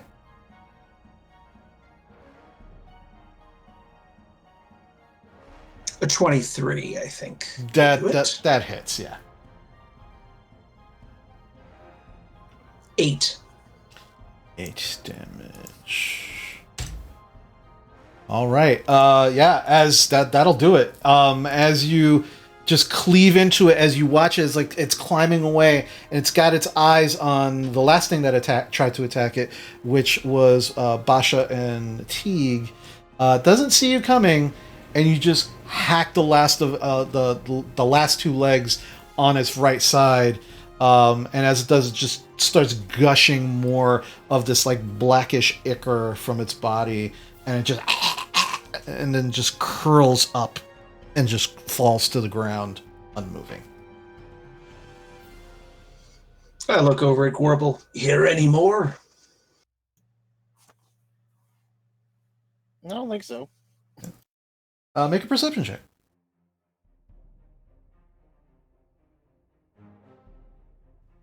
15. 15? Yeah, you don't hear anything. But interestingly enough, as you're just you're still kind of looking in the area, thankfully you don't see any more giant spiders, but there is definitely like a large mass in one of the webs. That you can't see exactly what it is, but there is a large mass seemingly caught in one of the webs inside of the runes. Well, there seems to be a mass in one of the webs. I can go check it out. Oh, be careful. Let's. Yeah, nobody's going in this place alone. Maybe zombies or something. Maybe Well, just eat zombies. I'm sorry. I'm just thinking that could be a swarm of baby spiders, and boy, Oh god. that's. I don't want to describe how you died that way. That just doesn't sound good. Well, then how about this, Basha? Why don't you do what you do best by burning this web? Well, but what if it's a live person? It's not a lot. All right. Let's tell you what. I move up to the edge of this web here. It's like start poking it with Hugh, try to cut through it a little bit. It's like let's just work our way to it. All right. All right. I'm not going to make you roll for each web, but needless to say, over the next 20 minutes, you're able to hack your way through the webbing, make your way to the mass, and you can see that after starting to cut slightly into it, is definitely a humanoid of some sort. Do you want to try pulling it more apart?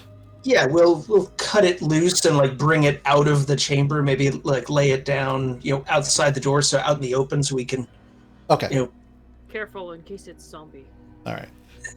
Yeah, you pull it out of the ruin, kind of like somewhere on the road. You want to make sure that you're in a more open space to see if anything's coming at you. Gotta stay away from the trees. Yeah. And scary trees. And as you begin to cut your way through it, you find the first thing that you cut loose seems to be a hand. It seems again humanoid, desiccated. Just the skin is just pulled back over the bones. It almost looks mummified. And you continue to pull the webbing off, and eventually you see what looks like could have possibly be maybe a human or a half-elf. Again, it's difficult to tell with how shriveled up the skin is. But you start to see someone in what looks like leather armor, with a short sword and a scabbard on its hip. And there is 2 pouches on the belt. I go for those pouches. Waste not, want not. Yeah, that's for sure. I'll start looking through the rest. Does he have, a ring, a note saying, if found, please return to, so we can say, it's like, yeah, your buddy didn't make it. No, he didn't die well. I will say, so Basha and Drovar, make me investigation checks, please. All right. 9. Okay. Basha, 18. All right, so Drovar, you're specifically looking for like some kind of identifying, yeah, right. Like things that would maybe tell us who he is, where he came from, anything like that. Right. Unfortunately, like nothing identifiable. There's no like ring or necklace, no paperwork, no wallet with ID, nothing of that nature. Unfortunately. But as you're looking through, looking specifically for that Basha, you begin to kind of like go through, and yeah, it's the armor itself seems regular, like regular leather armor. The short sword looks fairly used, but well taken care of, and it's in a equally taken care of leather scabbard. And you start pulling the 2 pouches off of the belt. And you can see that one pouch has some coin in it. Open it up. There's 23 gold pieces and 35 silver pieces. And then you open up the other pouch, and there is a vial of red liquid. And you've seen this before. This is a healing potion. Oh, good. Bocek, here, you hang on to this one. No, Basha, you better keeping track of things. Don't trust Bocek. Bocek drink it by accident as chaser. Oh, don't doubt yourself. But okay, I hang on to it, but I will keep in special place for you. Alright, I'm gonna add this to the other gold and then tell you what you all get. Cool. Okay. Alright. But outside of that, again, the body is so desiccated, it's difficult at best to know how long this body has been there for. But it seems like the webbing has preserved most of the belongings, and again, the belongings meager, but there's yours for the taking if you'd like to take them. I'll take the short sword. Just like it's like okay, well, just hold up. It's like we'll try to use this better than you were able to, my friend. Show us better with these sorts of things when we came across somebody who's fallen. Let's see, how would he say this? Like, the road goes on for you. Sorry, bud. Better luck next time. Right? Yeah. That was worst prayer ever. It's not my calling. Yeah. I will ask DM, while kind of like on this treetop, Mm. looking over the area that looks like ruined buildings. Are there any? Can I make a perception check to try to like see inside them while we're kind of cutting through webbing and stuff, just to make sure we're not like twig people aren't trying to stalk us in the night? Sure. Yeah, make a perception check for me.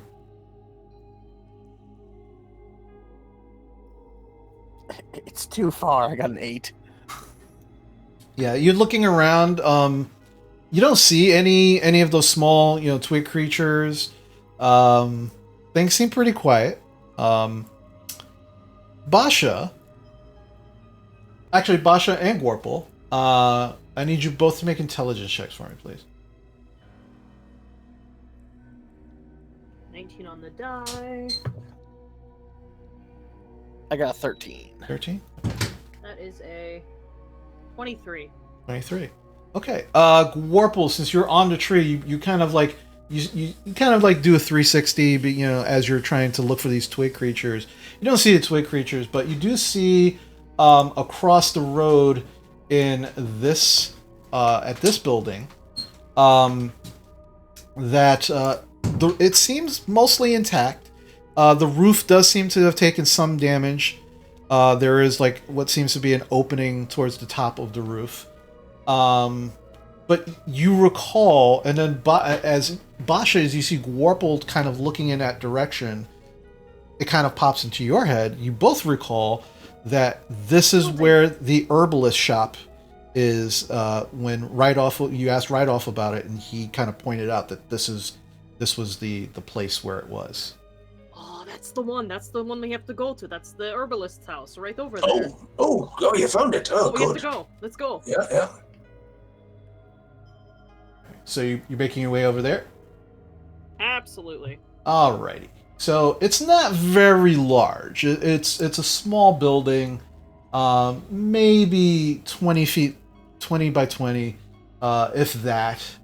And you can see that as you actually enter, let me just open that up for you so you can actually see what it looks like.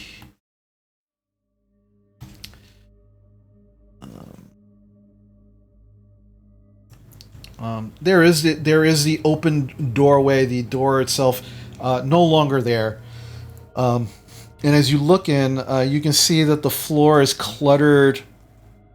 The shop itself is cluttered with sagging storage shelves and broken furniture. The shards of glass, pieces of pottery glint in the weeds, and the rubble next to the rotted books and casks. Watch your step. Lots of glass and broken things. Okay. I mean, you're all wearing boots. You'll be fine. So who's going inside? I just immediately beelined in. I'll go in with her. Okay. I Alright. know. I'm sorry. I'm excited. All right. I need both of you to make perception checks for me, please. Squall, a lightning bolt wasn't exciting enough. I still haven't even checked what the other one is yet. That was natural 20 on the die, so for perception, that is a 23. Okay. I was really proud of my natural 18 to be 18. But whatever. Sorry. All right. So Basha, you kind of run in, and since you're the first one that kind of runs in, you start looking around, and you can see all these broken pieces of pottery and all this stuff. And the one thing out of all of these things that looks the most intact, even though everything in here is pretty ruined, but the most intact thing, you see this what looks like a storage shelf that oddly hasn't sagged or fallen over like the other ones around it. And you immediately make a beeline. You start looking at it, and it's pretty big. And and you start moving it. And Drovar, as you walk in, you immediately see her like just kind of like futzing around with this storage shelf, and you go over to it and you realize the same thing, and you both start pulling this storage shelf back, and as you do, you can see that it's actually like tied to the wall. Like it was almost imperceptible until you start pulling it away, and as you pull it away, the ropes that tied it to the wall are so rotted they just easily break free. And as they do, there is this small hole in the wall, and as you pull it away and you look into this hole, you can see this very, very small wooden case. I'll bet that's Oh, there we go. Mhm. All right, I'll. You reach in. All right. All right, so Drovar, you reach in and you pull this small wooden case out, and it's small. It's maybe about yay big, and you just slowly begin to open it, and as you do, there is a gold necklace with a fine emerald pendant on it. Oh, my. Beautiful. And Well. you believe that you found exactly what you were told would be here. well, this Look is at that is nice. Huh. that.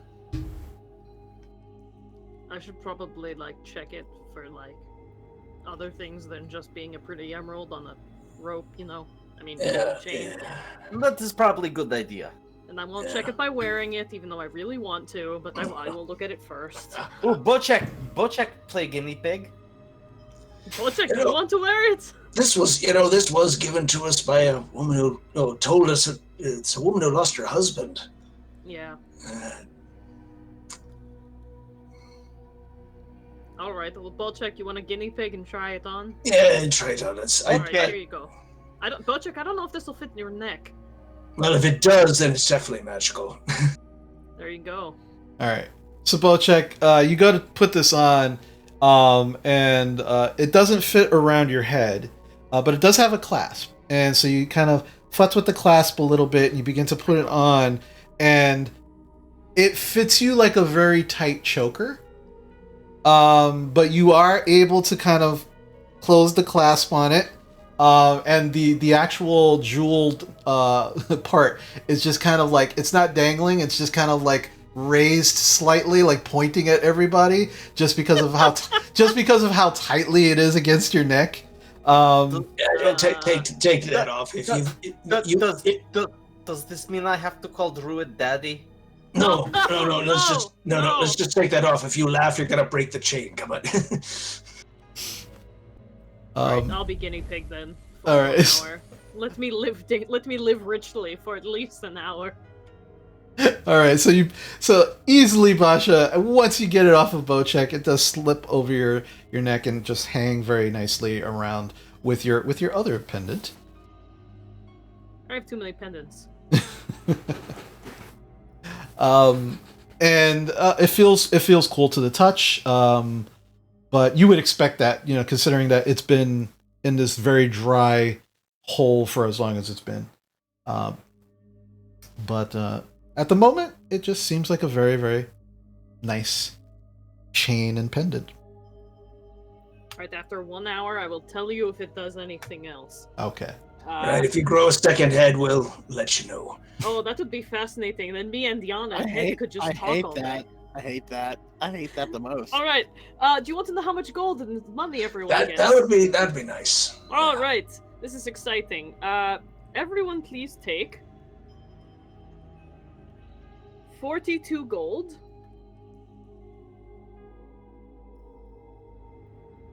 And 208 silver.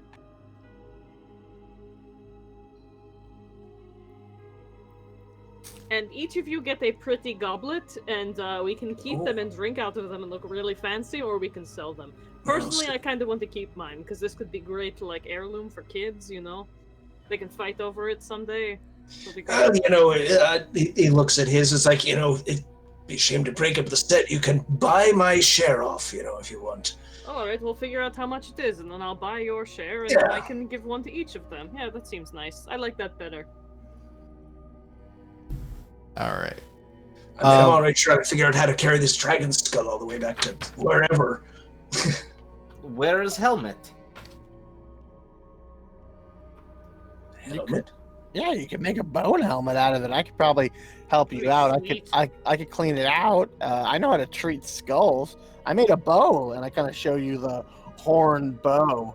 That's a ridge of a thunder beast. Butchek, the thing's like the size of your whole upper body. You think that's gonna fit on your head? You be like a team mascot then. Giant head. I mean, or it could be a really cool shoulder piece. That might work. So as Drovar stares daggers into all of your suggestions, and you have found the interesting thing that you knew would possibly be here. What would you all like? Where would you all like to go from here? Alright, we should go, like, rest for night, because if anything else crazy happens, like, all I can do is shoot fire at it, like I said, I'm starting to feel tired. Yeah, I mean, there's other buildings we could poke around in, or we go back to the druid and say, yeah, got rid of the dragon for you. Let's get some rest and head out. I'm fine with poking around some more. I'd still like to try this out on something made of wood. Yeah, alright. Well, But we don't have to. We don't have to do that. Let's finish up buildings. Oh no, you Yeah. were gonna say? I'd be happy to check more buildings. Butchek took short break, feeling pretty good, feeling feisty. Yeah, good. I mean, Time for party. I feel fine, so I'm good to do whatever you guys want. All right, let's. Okay, looking at the map, we've got a building. We've got buildings southeast and southwest of us. The one to the southwest, by the map, it looks like it's actually got doors as opposed to just open doorways. So is that another building that seems more intact than the other ones? You would have to get closer to inspect. Okay. So okay, we'll try that one. Alright, I'll follow. All right. So I'll peek through a window. all right. So you're going to this place right here, right? Actually, I think at the moment we're going to that one. Oh, this. Okay, gotcha. All right, so that one. So that one. As you approach, you see a wide chimney and rotted piles of firewood jumbled outside the walls of the sagging building, suggesting that it was a smithy at one point in its day. I'll peek through the window to see if there's anything inside. Okay, make a perception check for me. That'll be a 13. 13. As you peer through the window, also, I need you to make a stealth check for me as well. Everybody, or just No, just Gorple. Okay. I rolled anyway. Oh well. That'll be a 12. 12. Okay. All right. So as you begin to peer through the window, the one thing you notice, one, it's dusty. There's cobwebs, not webs, as you just encountered in the other ruin, thankfully, but just seemingly just like light cobwebs over everything. You almost miss it, but you distinctly see the forms of two bodies with a gray, ashy film over them, just kind of laying in the middle of this ruin, along with seems like a number of tools, broken furniture, but they are still and unmoving, and they don't seem to have noticed you at the moment. All right, I'll kind of be like, hey, there's like two of those dusty bodies. I'm not sure if they're going to animate or not, but I'm just letting you know. At DM, is there any part of the group that can be actually like crawled through, because you said it's sagging? Yeah, I would actually say right about here, where the window is, like the wall itself is sagging inward. It's not completely broken away, but it's sagging somewhat inward here and around here. All right. Well, how about this? What are sorry, quick question. What are the walls of this building made of? Stone or Stone. Okay.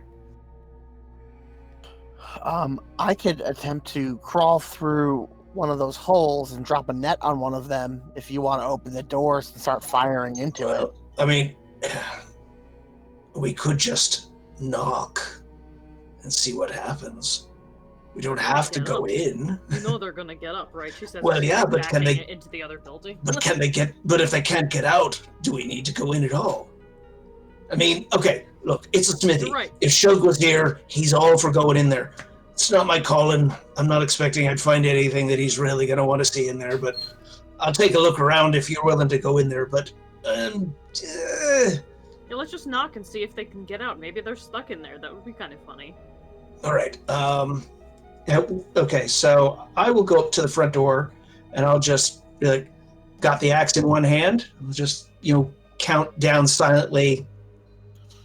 Yeah, I'll have Teagle ready to come through.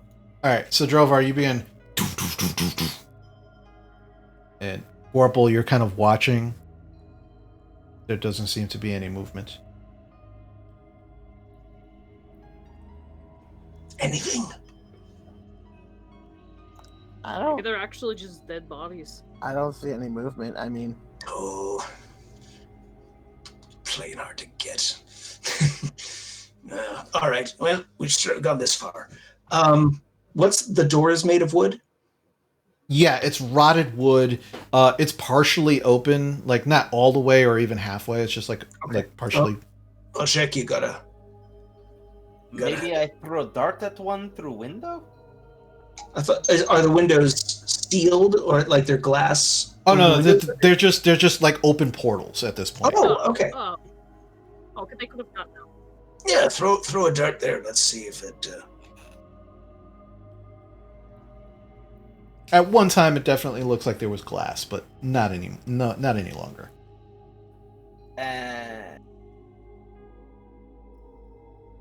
That is going to be a 24 to hit. 24 hits. And that is 7 damage. 7 damage. All right, so you are hitting the one closest to the one that you can see through the window, right? Correct. Okay. So as that happens, you watch as both of the bodies begin to shudder. Yeah, see, yeah. And begin to rise. And the one that you hit, this one right here, definitely begins to shamble towards you by the window. The other begins to shamble towards the door. Okay. I'm just waiting for him to open the door, and I'll put my axe in his face when he does. Okay, I need all of you to roll initiative. Y'all just stay back here, apparently. All right. I'm with you. All right, Warple, what'd you get? 9. 9. Okay, Drovar? 12. 12. Basha? 7. 7. Bocek? 20. Whoa! Nice. All right. Of course, they get that. I'm gonna Okay. put more eye drops in. I will be back. I'm sorry. All right, no You worries. guys keep going. Okay, so Bocek, you watch as the creature begins to shamble towards you through the window. What do you do? I punch it in the face through the window. Yeah, because it is totally within melee range with you now, so absolutely go for it.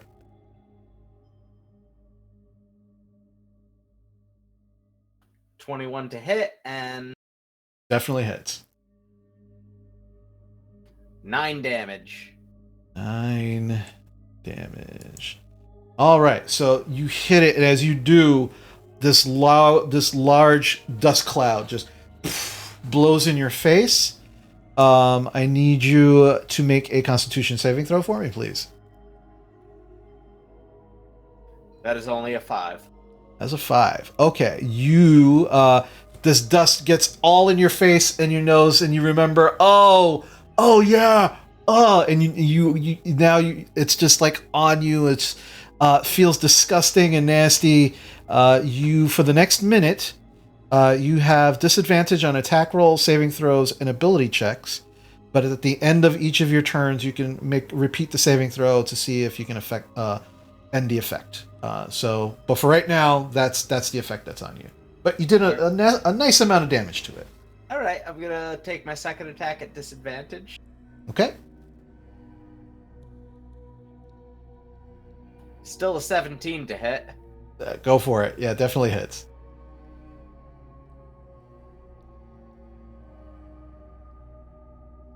And an additional 7 damage. 7. All right. So. All right. Just wanna. That's not right. Okay. So you punch again, and another dust cloud just puffs all over your face. Your face is now turning into that grayish sheen that these creatures have. But your fist goes right through its sternum, breaking most of the bones in its chest. And you can actually feel, as you get to it, the spine. And you just kind of grab it and just kind of twist it in your hand. And as you do, you feel it go limp in your hands. It begins to twitch and then stops moving. And you just kind of release it and watch it just drop to the ground. But you still have that effect on you for the moment. And then I would like to take my movement to try to get into the building through the window. The window portal is only about maybe 5 feet. You can certainly try. What kind of check would that be? I will say this is going to be, for you, this is going to be an acrobatics. Could I Kool-Aid Man? Oh, if you want to try and burst your way through, this will definitely be an athletics check at disadvantage because of all of the nastiness all over you at the moment.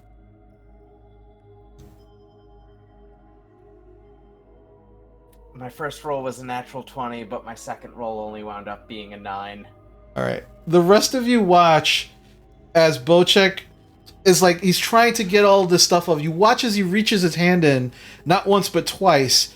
You hear this cracking sound, and then, like, without any kind of like lead up or anything, you watch as Bocek just runs into the wall, and the wall wins. You do take 2 bludgeoning damage from the wall, as the wall beats you in this contest at the moment. But there is a large crack, and you watch as some of the stones begin to fall away. As in this area, some of the wall was already starting to sag in. You've definitely helped this wall out begin its transition to no longer being a wall. But you didn't make it through, unfortunately. All right. So that was a good turn for you, Bocek. Drovar, it is now your turn. I'm just standing there watching, just poof. Oh, I back up. I'm waiting to see if this thing comes through the door. Okay. You can hear it shuffling like by the door, so you have an idea that possibly it is, but you can't see it yet. Okay, I will. Yeah, I'll hold this round, waiting to see if it can come through the door. If it can't, I'll figure if it's right up by the door. If this axe is supposed to go through wood, like a hot knife through butter, then I'll just swing through the door and see if I can hit the guy. But I'm give that second of, does he know how to open a door? Does he know? Gotcha. He doesn't? Okay, Gotcha. All right, so you're gonna hold your attack to see if it's actually coming through the door at you. Okay. All right. So next up would be Gorple. How tall is this building? The walls here On the side that you're in is actually, that's one of the depressed areas. That it's only about, the walls seem to be, in their heyday when they were up, seem to be about maybe 10 to 12 feet tall. But the area that you're currently standing in is maybe half that. So it's about maybe 6 feet high at most. All right. With my vertical leap of 15 and my horizontal leap of 25, I'm going to leap to the window. Okay. Without an issue. And I just kind of hop over the other side, and peeking through the window, I just fire a crossbow bolt in the back of this creature. Yeah, go for it. Just, Basha, Gorple was there one moment. You watched him flex his legs and then just jumps over the ruin and disappears behind the other side of the wall. Does AC 12 hit? The AC? Yes, it does.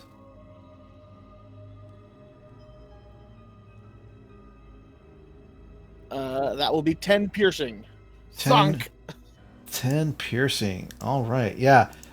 You watch as your bolt just disappears into its chest. You watch as a large puff of gray ash does just puff out from the point of impact.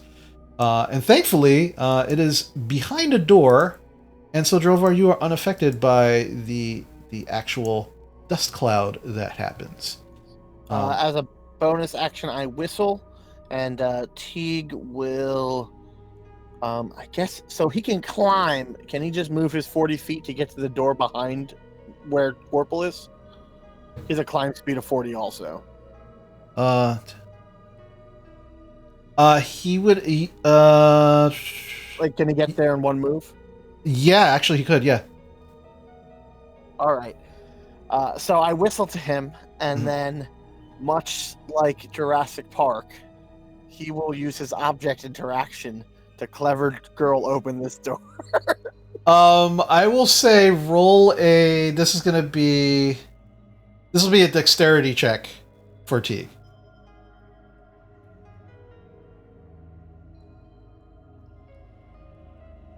That will be 18. 18. Much like Jurassic Park, without issue, is able to grab onto with one of his claws and just kind of pull on the handle and yank the door open. And you watch that the door, partially rotted as it is, comes away with the door handle, leaving an open a space open enough for Teague to walk in. I don't know how much movement I used to get to the door. 10, 20, 30. Use 30 feet of movement. Okay. Well, then he is a dinosaur, so he charged into the room and attacks this guy. Okay. I'm so glad the lizard works for us. Yeah, it's a little scary how intelligent this dinosaur is. Big bad natural 20 for a crit of a 24. That definitely hits. Roll for damage.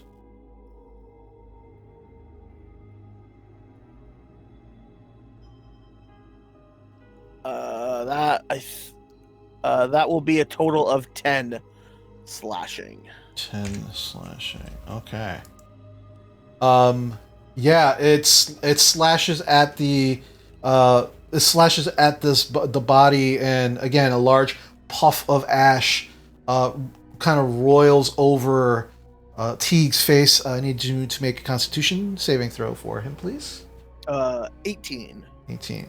Yeah, you watch as he leaps backwards, and the dust cloud misses his face by a mere inch.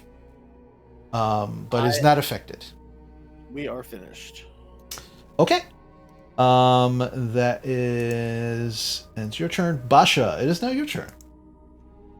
If I move forward 1 square, can I shoot that zombie through the window, or I won't be able to see it?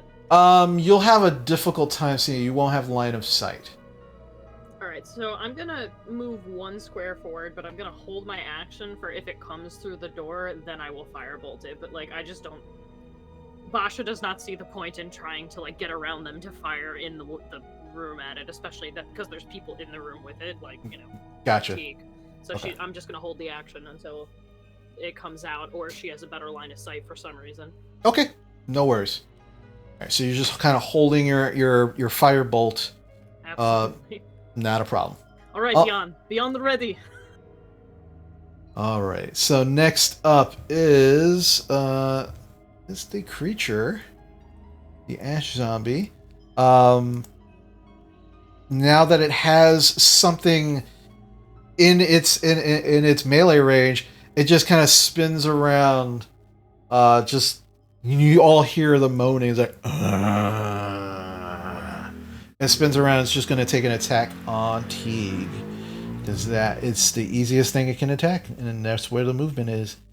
So that is going to be with its large fist. Yeah, that's a 5. I don't think that's going to hit Teague. Nope. As it swings just ever so slowly, Teague is able to just dodge very quickly out of the way. And it just kind of just stands there staring at Teague, preparing for its next attack. Bocek, it is now your turn. Okay. Let Bocek maybe try one more time to get inside. Okay. Make an athletics check for me if you're gonna Kool-Aid Man this again.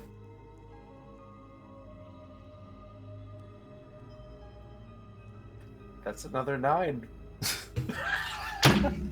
Drovar, you just watch Bocek.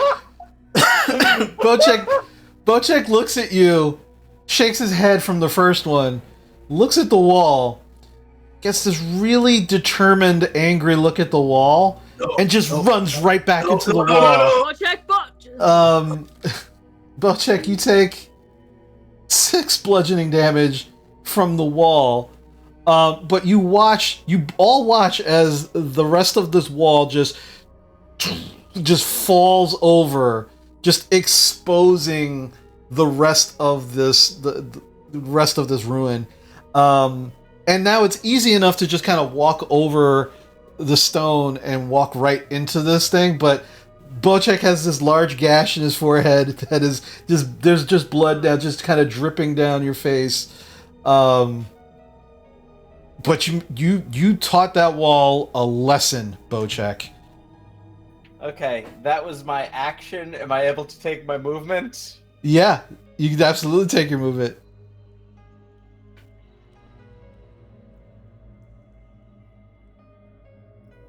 Drovar, we have him surrounded. All right, son. All right. All right. I think Gorbel just watching the other side going, oh wow, they must be like hitting it with a hammer. And he just sees like Bocek's bloody face is like, oh jeez. Oh no. Yeah. Okay. From your perspective, Gorpal, yeah, you saw this wall just and just fall away, and then Bocek is just standing there. It's almost heroic as the dust just kind of like fills the room and begins to settle. And you're like, oh shit, did Bocek? And then you see the blood just dripping from the gut. Oh. I just say in Grog and I go, Teague, I'm so glad you can open doors.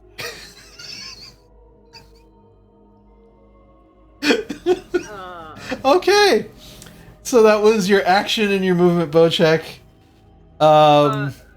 He does get to try to shake off the saving throw of the dust and stuff. Yes, he does. So at the end of your turn, make another Constitution saving throw for me, please. This will be at disadvantage because of the ash in you. That's a 5. Yeah, it's still obscuring your vision. It's a lot worse that you walked through all of the dust of the stone wall, so you're still unable to kind of shake off this effect yet. Oh, does that open up line of sight for Basha now that there's a hole in the That's wall? what I was gonna ask. Yeah, it absolutely Great. does. It absolutely Take does. my fireball. Be like, well, all right. Well, I guess I'll shoot him. Come on, Jan. 6 plus. This may not hit. Where is my fireball? Oh god, I just. Oh my god! I just zoomed in as far as I could go. I'm so sorry. No worries. So does a 12 hit? 12 does hit. The 12 Oh does good. hit. Then that's 4 fire damage. 4. Okay. So, hold on a second. Yeah. As your firebolt hits the creature, there's a large puff of dust. Bocek, it's already affected you. You don't have to roll again. I need you to roll fatigue, Gorple. Constitution saving throw. He is fucked with a 5. Oh yeah, now the dust is now all in his face, all over his snout and his eyes, and you can watch as he's sneezing consistently.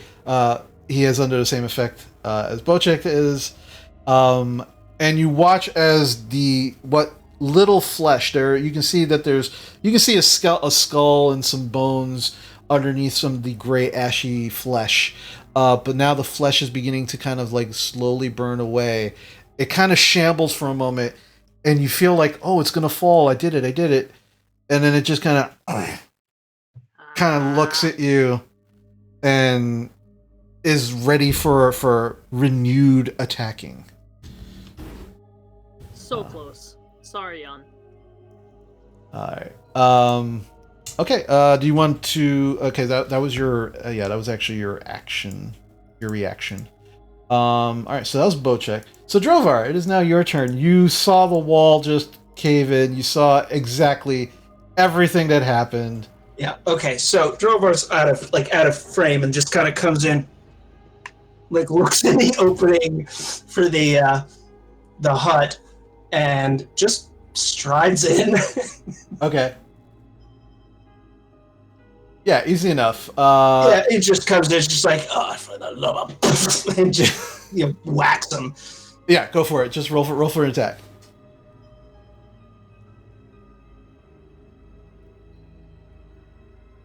21. 21. Roll your damage. Okay, 7. 7. It is a magic weapon. I don't know if that affects whether it affects them getting up or not. It doesn't. It's the amount of damage, and oh, right. And fighting these things, you begin to kind of start to put that together. Yeah, you hack off one of its arms, and you watch the arm just fall to the ground, and it looks like it's ready to fall over, and then just kind of stares at you. Puff of ash in your face. Constitution saving throw, please. Okay, is it a poison effect? It is not a poison effect. Okay, so Constitution saving throw.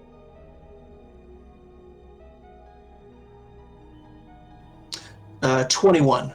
21. Yeah, you're able. You've seen this happen to you. This has happened to you already, and you're prepared, and you kind of dodge out of the way as this. I love it. Yeah. Thankfully, you're unaffected by the effect. All right. So that's Drovar's turn. It is now. It is now Gorple's turn. All right, I mount up in that window and I fire a crossbow bolt. I'm like, Okay. all right, guys, duck. And I just tap on Bocek's shoulder. Move to the left. Thunk. All right, go for it. I hit with an AC 12. That definitely does hit. 8 piercing. Thunk. 8 piercing. So, Gorple, you shoot, and you watch as your bolt actually just breaks through the back of its skull and just disappears. Another large puff of dust just settles over Drovar, Teague, and Bocek. Drovar, I need you to make con save, please. 15 this time. Yeah, you see it coming and able to dodge out of the way once more, unaffected by the ash cloud. And now as it embeds itself into the back of the skull of this creature, it actually, Drovar, you see this, it actually comes out of the actual eye socket, and you just watch as the head rolls off of the body crumples to the ground, and it's no longer moving. Okay, I just take Bocek by the hand and like lead him out into the fresh air. It's like, come on, come on. Bosch Right, is we like, get a rag to get the blood out of this boy's eyes. You just have to sit down there, man. yeah, I got something. Bosch is like leaning around to the corner of the wall as you guys are coming out, and she's like, "Wow, that dust looked really rough, man." Yeah, it was the stone into the forehead that really did it for him. But you know, the dust is kind of bad too. But Bocek, come Hey, here. I have a handkerchief. Hey, She I brings do out the this dog like thing and roll around. look, one of us standing, other one not. Me versus wall. I win eventually. It battle did. of endurance. you got it. Yeah, that wall never talk back to you again. Masha takes out this like beautiful, like it's like a white handkerchief embroidered with like red poppies all over it, and she's like, wiping it, getting the blood off of you. Like, it'll come out. It's fine. I can press and digitate later. Over the course of the next minute, you're able to kind of clear your face off, and you're fine, Bocek. And Teague also is just kind of like wiping all of it off on the dirt, and you're just kind of rolling around. And I'll clear out his like nose, ears, and face. yeah, and eventually everything is fine, except for that wall. That wall, Bocek, is going to haunt your dreams for the next couple of nights, if anything. DM, that's called a concussion. Bocek not able to take long rest like rest of you. It recommended by doctor that I not sleep for at least 24 hours. Yeah, you stay up and watch us keep an eye on the fire. And so I'm poking around in there now, looking at I have proficiency with Smith's tools, so I know my way around this place. So I'm like giving it a professional look over, like what's in here. Okay, yeah, easy enough. As you're going through everything, anything of worth seems like it is over time been taken. There's no longer anything as far as ores or anything of worth here. You do find a variety of old tools. You find some tongs. There's a bellows that is still in somewhat working order. A number of hammers, and there are a pair of iron anvils in here. But outside of that, nothing else that you can find of any worth or value. Yeah, there's nothing none of this is portable. I'm not What opening a about smithy. tongs? Do we want tongs for cooking? I have tongs. I have entire Okay, chef's never kit. mind. Sort of just use his bare hands. I mean, To be fair, we can when we get back to Fandelver, or Phandalin, we can tell Shug. We can leave a drop note for Shug that there is at least an anvil and some belts. he's got his kit, he's got plenty of good stuff, and it's just, these anvils, you can't take them with you without a cart or something like that. But yeah, we can let him know if he's, there's a spare anvil here for you. Yeah. Yeah, I'm not worried about it. Just checking to see if there's anything left behind, maybe a bit of an ingot or two. If the herbalist left in a hurry, maybe they left something here, but I'm not finding anything. So right. I think we're good. Basha's clearly bored by the place because she's outside, like taking her lipstick out of her little like necklace that does that and like reapplying it with the mirror. Like, yeah. Bocek have thought. Herbalist place abandoned, they leave in hurry. This place full, it seems they no leave in hurry. Maybe ashy zombies we fight were blacksmiths. Maybe they never leave. Yeah, I'll take a look at the bodies. Either of them wearing a blacksmith apron.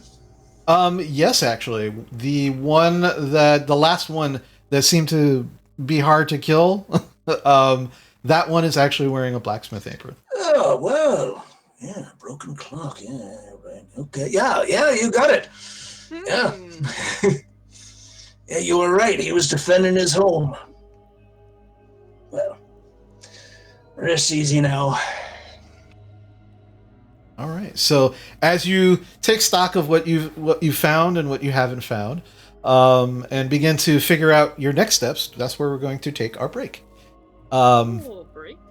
Yeah. So we will be back shortly. When we come back, we will see what the next steps are in the Ruins of Thundertree. So we'll see you when we get back.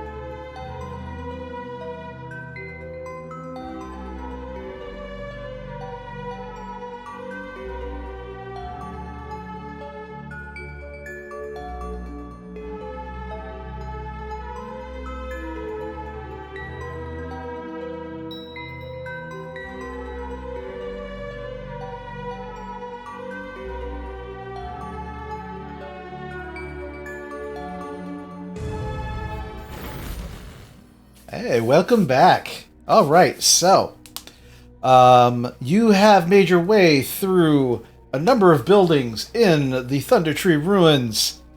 Where would you all like to go from here? Oh, there's a building to the east. You want to just head right there to that ruins? More spicy zombie buildings. Yes, let's go. The two that are east. Okay, yeah. Your pet. He's already okay. Yeah, there we go. I stay here. I can shoot them from here. It's fine. Basha watches as you all just kind of mosey your way over to that area, but does not 100% follow you yet. I'm watching those trees northeast of us. That one has a bad look about it. I know. Right No, there. I'm watching him. Oh, and that one too.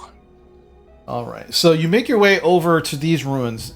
These specific ruins that you've walked over to, very dilapidated.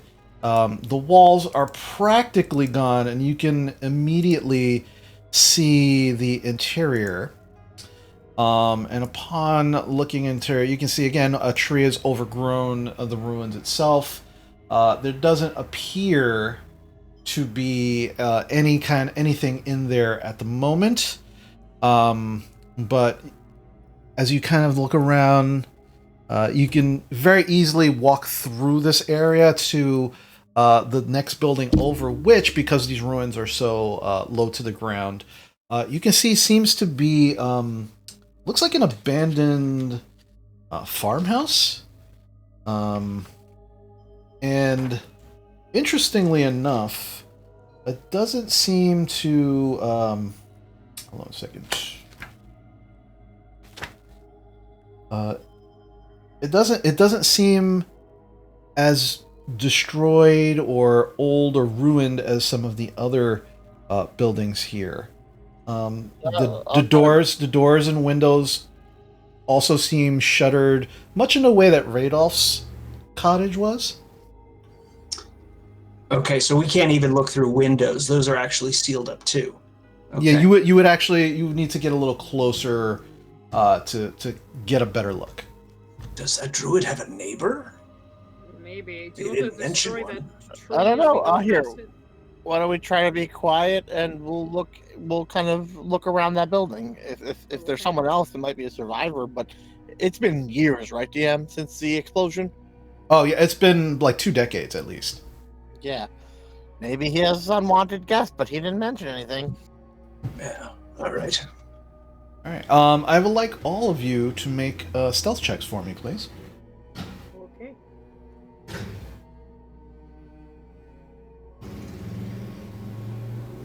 All right. Basha, what'd you get?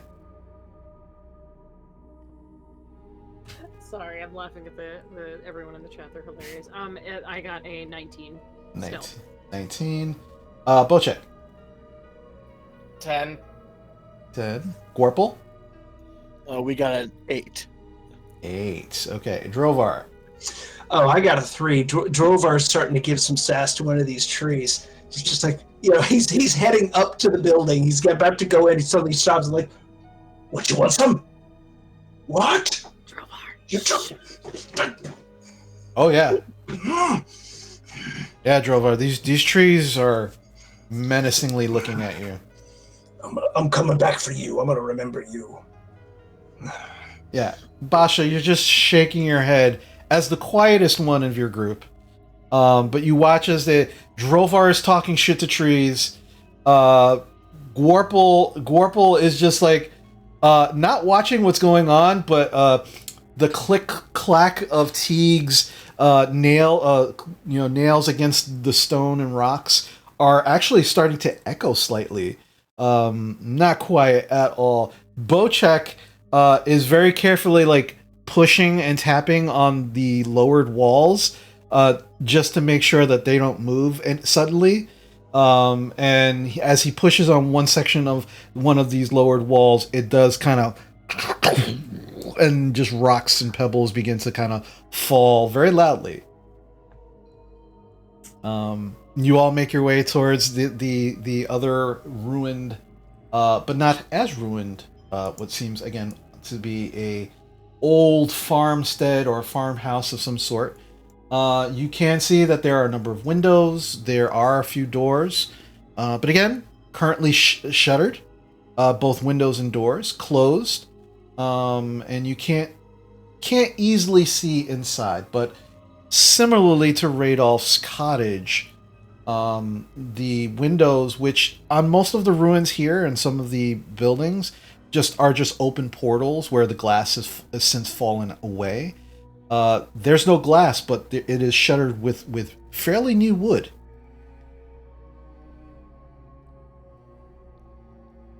Well, that's strange. You would think he'd mention Yeah. neighbors. Somebody's moved in. Yeah, why wouldn't he mention this?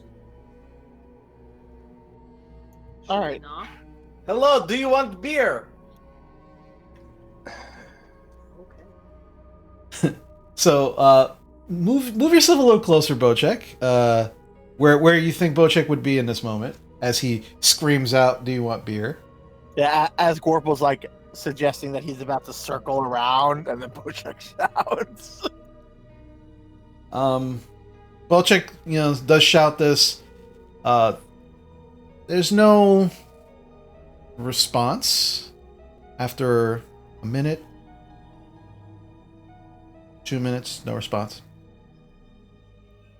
I'll begin circling the building. Okay. I'll go around the other way. Start alright. coming down to here. Drovar and Gorpal, please make me perception checks.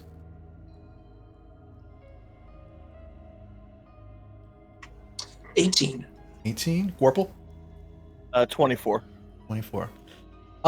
Both of you, although you are on opposite sides of the building, do hear what sounds like whispered voices coming from inside the building.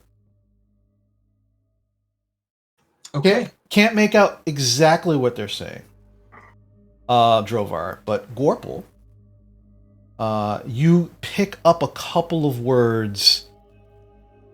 Someone's out there. Go out? Wait. That's all you hear. Okay. I get to this point. I hear the voices and kind of listen for a second, don't hear anything else. And I will make my way back up to Basha by the door. It's like, yeah, there's somebody's in there. I heard something. She And just I nods silently. Make my way. They heard us. Sounded like a few people. They were just worried that there are people out there. I'm not sure their intent or who they are. Let's send the But- welcoming committee. I jerk a thumb over at Bocek. Knock, knock, knock. So Bocek just strolls up, boom, boom, boom, and knocks on the door. And it does make this loud doom, doom, doom sound. We At least got, he used the door this time. we got Yeah, rid of yeah. dragon and we making area more safe for you. Would you like some beer? We want to know people who live here, make sure they are safe. Or sentient monsters that live here. If you need me to repeat in Goblinoid, I will. Okay. Yes, we could. Yes, we know other languages as well. All right. So you say all this, Bocek. There doesn't seem to be any immediate response. 30 seconds go by, a minute goes by. About 2 minutes go by, and you hear what sounds like a lock being unlocked. And the door swings open ever so slightly. And it's shadowed. You don't have a really good perspective of who's behind the actual door. But you do hear a voice say, "I'm sorry, could you repeat what you just said?" Yes, sure. Hello, we are wandering adventurers, and we have defeated the dragon that was living in the tower, and we are making this town gradually safer. It seems like you were worried about that because you have your windows all boarded up, and yes, we are just here to see if you need anything. We have beer. Yeah, just making sure and if you're a sentient monster, we can also be your friend. That's just what he said. I don't believe you are a monster, of course. People Oh. call Bocek monster all the time. Yes, but look at him. He's wonderful. If you can see him, I don't know where you are. And where would you be? Who are you? All right. So as you say all of this, for a moment there isn't a response, and then you hear. So you took care of. You said you killed the dragon.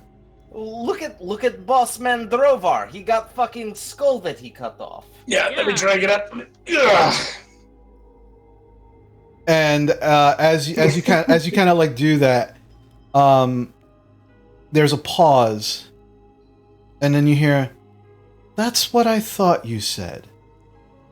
And immediately the door flings open, and before you, Bocek, is you see a humanoid. You can't make much out. They're wearing these long black leather robes, and this individual who's standing in front of you has this mask, where the mask actually it's a leather mask that looks kind of like the ridges and horns of a dragon. And they immediately lunge at you with a short sword, with a scimitar. That's unfortunate. I thought you were attractive in that getup, but now I And hate that's going to be. Does a 16 hit you, Bocek? Absolutely does. Okay, you get hit for 3 slashing damage. Okay.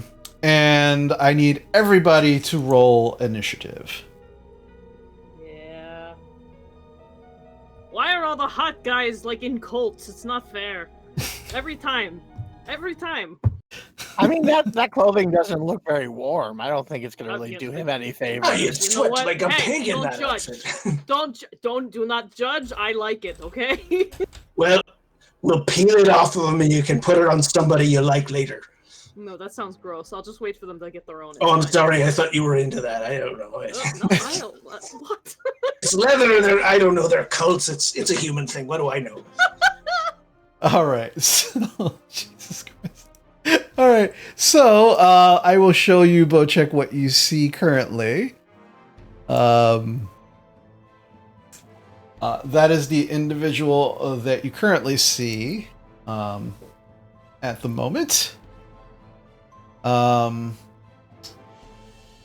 right. So, Gorple. It's very sinister.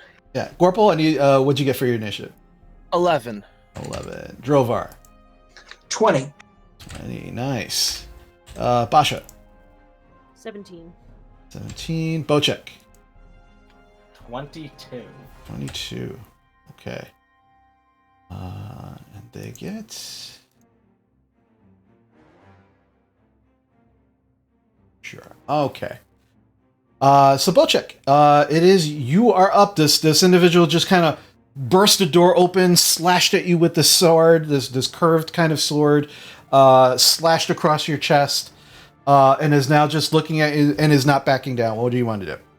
So from the slash across my chest, I still have my beer mug up like this, like I was going to offer him some beer. Okay. And with my offhand, I would like to make a unarmed attack and slap him across the face. Okay. Yeah. Go for it.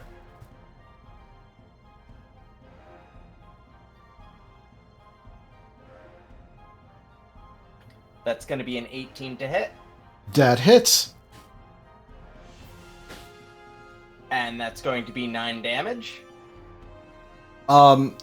So as he slashes you across the chest, Bocek, and you just kind of look down, and you just backhand slap him across the face. Who is behind you, Bocek? Basha and Drovar. You watch as this individual's head snaps, and goes completely backwards, and the body just ragdolls to the ground, dropping the scimitar, Oh, ow. Oh, that, okay. and is no longer moving. He is sleeping now. I go inside and see if others are okay. So you were saying about taking that out for someone else. Maybe I consider it. He didn't have time to like sweat in it, so. Or, We're like, gonna have to hurry. He's gonna lose his bowels in it soon. You know, Oh, that's what they do. Never mind. I'll just take the mask then. So I would like to use my movement now to go into the building. Okay, you go into the building, and directly behind that individual is a similarly dressed individual waiting there with a scimitar in hand. And as you kind of shoulder your way into this area, and thankfully the ceiling seems to be high enough for you to just make it so, I mean, you could literally, if you go on your tiptoes, we'll scrape your head, but it is tall enough. And as you kind of make your way into it, you go, holy fuck, but has his scimitar kind of out ready. He was preparing an attack if anybody did come in, so he is going to take a swing at you. And that is going to be... That is a 12 to hit. Does not hit. Alright, so he swings at you, and you see the scimitar coming, and you just smack it out of the way. Still holding the beer mug in your hand, but you use your other hand to kind of just smack it out of the way. And he's just like... same mask, same black leather robes and cape. And that's what you see. My friend, my boss friend man killed your god. You don't stand chance. Put down weapon, or I hit you. Make an intimidation check.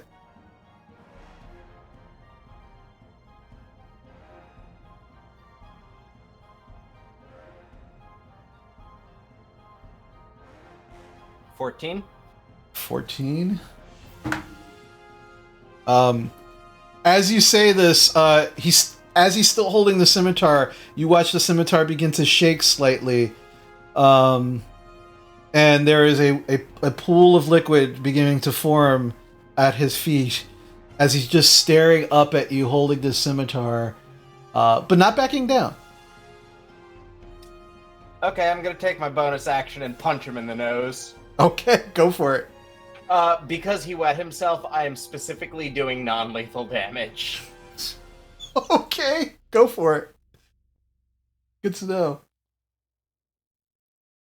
Does a 15 hit? 15 does hit. 6 damage. 6 damage. You punch him in the nose, and you watch his nose explodes underneath this leather mask. And because he is wearing the mask, it has nowhere to go but down. And the whole bottom of his face is just turned crimson as he goes, just starts yelling and screaming. And you do notice that there is a closed door behind him. But that is your turn, Bocek. Okay. It's an interesting turn. Next up, Drovar. Okay, when I got to this corner, I saw that there was a back door to this building. Mm-hmm. Correct? So Yeah. I will go that way. Okay. I think that's as far as I can go. That's about 30 feet, so I'm 25. So I'm basically just around the corner. I'm looking to see if somebody's starting to try to come out and, circle around the outside. Okay. As you actually turn that corner, you do see two individuals similarly dressed as the individual that was in the doorway, already around the corner. One of them waiting for something to happen. This one right here at the corner of the building is going to take an attack at you. Sure. That is going to be a 13 to hit. That is a miss. Okay, yeah, he swings at you, completely unprepared, like he was not expecting someone to round that corner, and as you and just completely just maybe an inch above your head, and then you watch the scimitar just whack the corner of this building, and he pulls it back. Yeah, you were expecting a human, weren't you? And I just... Yep. Stupid tall folk. I take a swing at him. I'm looking at the guy behind him and say, "You are the luckiest son of a bitch in the world because he's between me and you." And I try to kill this guy who's right here. Yep. All right, go for it. Roll for attack. 15. 15 does hit. 11. 11. Okay. And yeah, you as you embed your new axe into this individual's chest, you pull it out, and he just crumples. He just crumples to the ground, unmoving.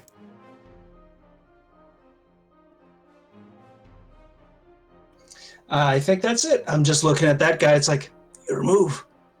All right. Yeah, the other one, actually make an intimidation check for me. Sure.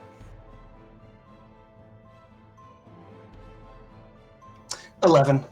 11. Yeah. Yeah, he's looking at you. He's holding a scimitar, and he's now just kind of like he's looking all around him, like he's looking for a way to get out of here. All right. So next up is Basha. Yay. I'm gonna go down to where Drovar is, or I can't quite make all the way there. If I'm at that diagonal, I probably can't see that guy around the corner, but I know someone's there because I hear him talking. Yeah, you see a body. Yeah, you see a body at Drovar's feet, and Drovar's talking to somebody. Right, he's talking to someone. So I'm just like, "Yoo-hoo, dragon cult people! Why are you wasting your time worshipping dragons when you could come worship soon with me?" But I am going to prepare an action that if they come in sight, I'm going to firebolt them. Okay, fair enough. Yeah, so you're just holding firebolt in case somebody comes into view. Yeah, or like comes into sight or out of a window or whatever. Okay. Yeah, no worries. All right. Next up is Gorple. I quickly say, Bochek, you got this guy? Bochek have under control. Bochek in middle of re-education. Good. All right. And DM, I do something horrible that a man never wants. Me and this raptor go over this roof, and we're attacking that guy below us as I clever girl him because I have a movement of 40. Okay, so there is a roof on this building, and the roof and it goes about 10 feet up, so you can absolutely climb up with Teague. Yeah. Are you going with Teague, or are you just sending Teague up there? Oh no, I'm riding him. Okay. Over. Okay. We're gonna get there, and I guess we can attack. Yeah, you can from your vantage point. Yeah, you can see down. He is about 10, 20. Yeah, he's 30 feet from you. Okay. So we ride that. So we're gonna above the door. I know I can't because it's a little gray. I can. I'll open it up for you. Hold on a second. So you get to actually see.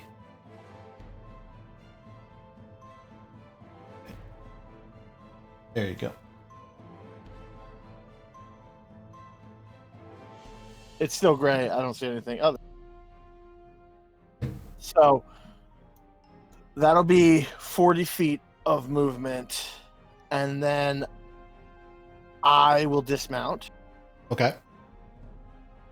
And I will fire a crossbow down at this guy. Yeah, go for it.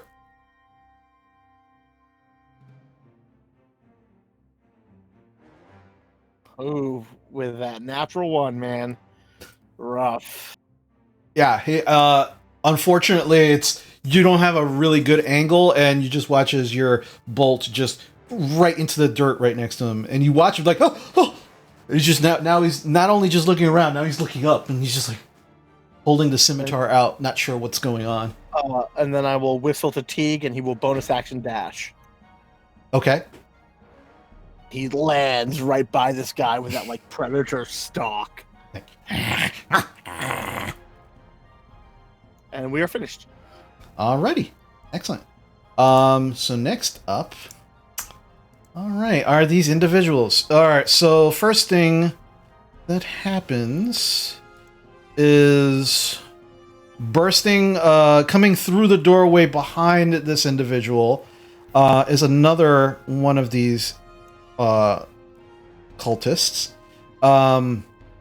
This one seems like a red border around his mask and his red leather cape and robe. Comes running out. It's like, "What? Get them! They killed the dragon! Get them! Get them!" We'll try not to mess up the mask for you, Basha, since you seem to be collecting them. And Thank then you. another one runs out this way. And as he moves out, so Teague would actually get an attack of opportunity on the second one running out.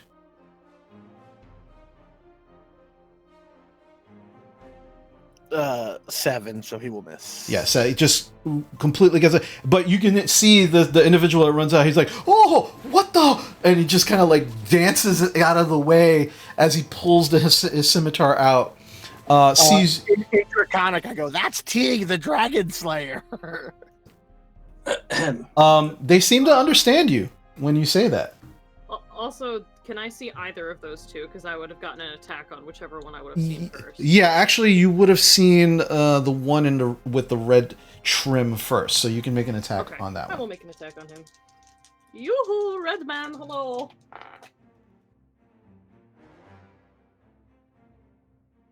12 to hit? That does hit. Cool, then he takes 3 fire damage. 3 fire damage. All Which, right. you know, he might not take any, I don't know. Okay. Yeah, he hits him, and he's like, just kind of like pats it down. Just he looks pissed. Yeah, for a But dragon worshipper, you really don't do well with fire. it kind of growls in your direction. All right. So the one next to Drovar is actually going to take a swing at him, and that is going to be a 16 to hit. That's a hit. All right. Swipes at you with the scimitar for 6 slashing damage. Ooh, okay. And then is actually going to continue to make his way this way. The one in the red, he's just staring. He's staring inquisitively at Teague, looking up at the voice that spoke Draconic to him, and then looks over at Drovar, and then is going to...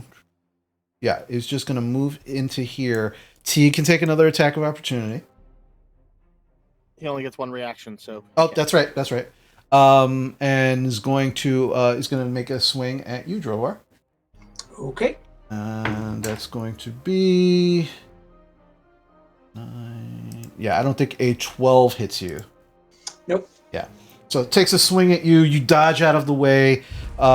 You feel as if someone grabbed you by the shoulders, Drovar, and just slightly moved you, just ever so slightly, and you just watch as the blade just moves slightly out of your reach.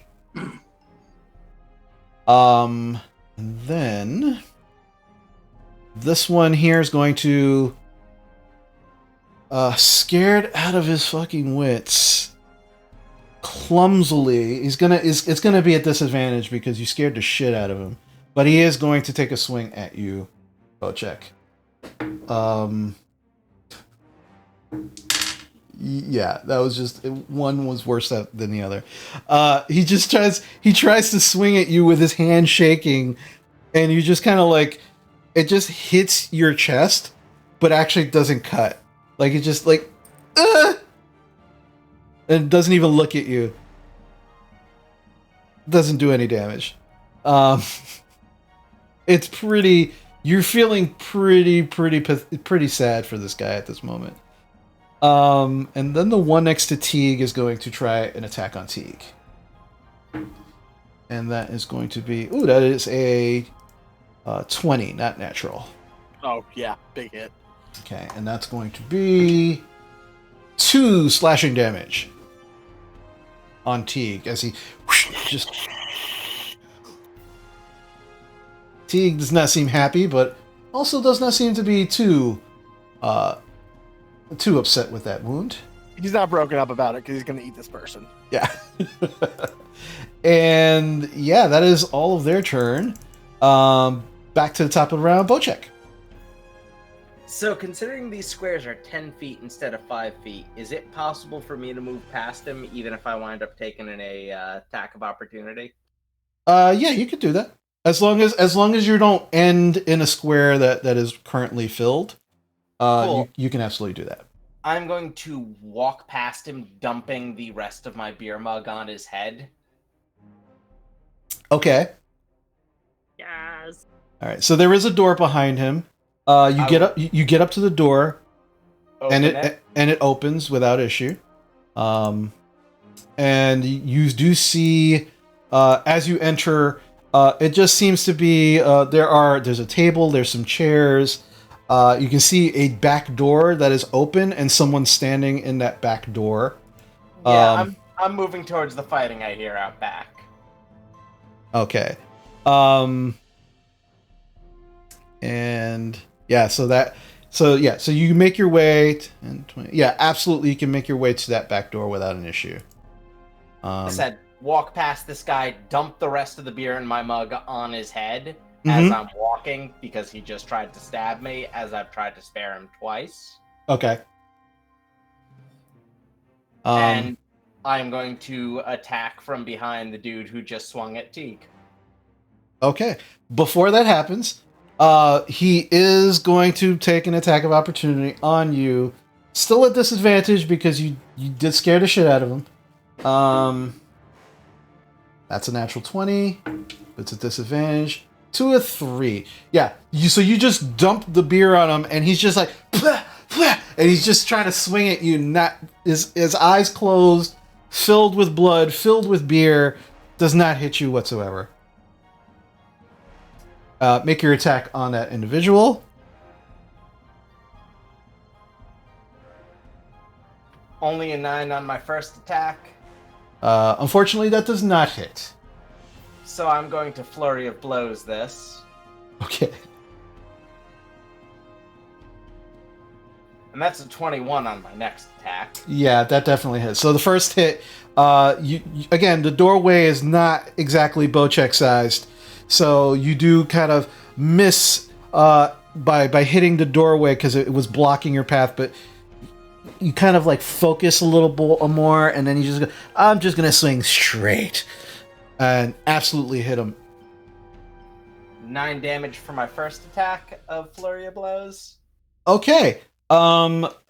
So as you hit straight, and he is not expecting the hit, you hit him directly in the back of the skull, and his head, you hear this crack, and his head just flops backwards as if no longer supported by anything. And he just crumples to the ground. Let's see here. I used 30 movement, I think. You used 10, 20, 30. Yes, 30 movement. So I'm going to use my last 10 of movement because I've still got 1 attack left thanks to Flurry of Blows. Mm-hmm. To go here and attack the red one. All right, go for it.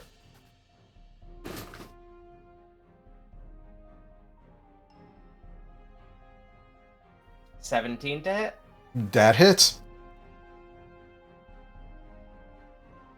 And that's 8 damage. Okay.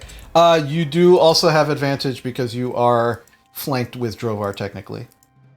I mean, you did hit, but just in case you get a natural 20, you can roll again. It ain't a natural 20. It's much worse. So I'll take that first attack. Okay. Yeah. This one, as you leave and you kind of just like are standing over the other body, you swing with your other hand and you go, I don't want to hurt this one that badly. So you punch him rather in the back of the neck. You go for the middle of the back. And Drovar, you watch as he's standing in front of you, has a sword, is ready to swing it at you, and he seems to fold backwards. Like, it was just like his head was here, and then immediately, just like, you just see like the lower torso and his legs, and the rest of him just went backwards. As you literally sever his spine, Drovar, and he crumples. Oh, no, not me. I just watched. I'm sorry, Bocek, you sever his spine, and you watch as he falls backwards and crumples to the ground as well. Okay, so I turn back to the dude who I just poured the beer on. Huh? So you see where this is going. Just like take off Dragon Mask and join us instead. I have friend who can give you job. Otherwise, you try to stab me again. I give you 3 chances. You try to stab me again, I treat you like others. Okay. All right. So Bocek, that was your turn. Drovar, it's now your turn. All right, I was like, all right, I'm ready to square against this leader.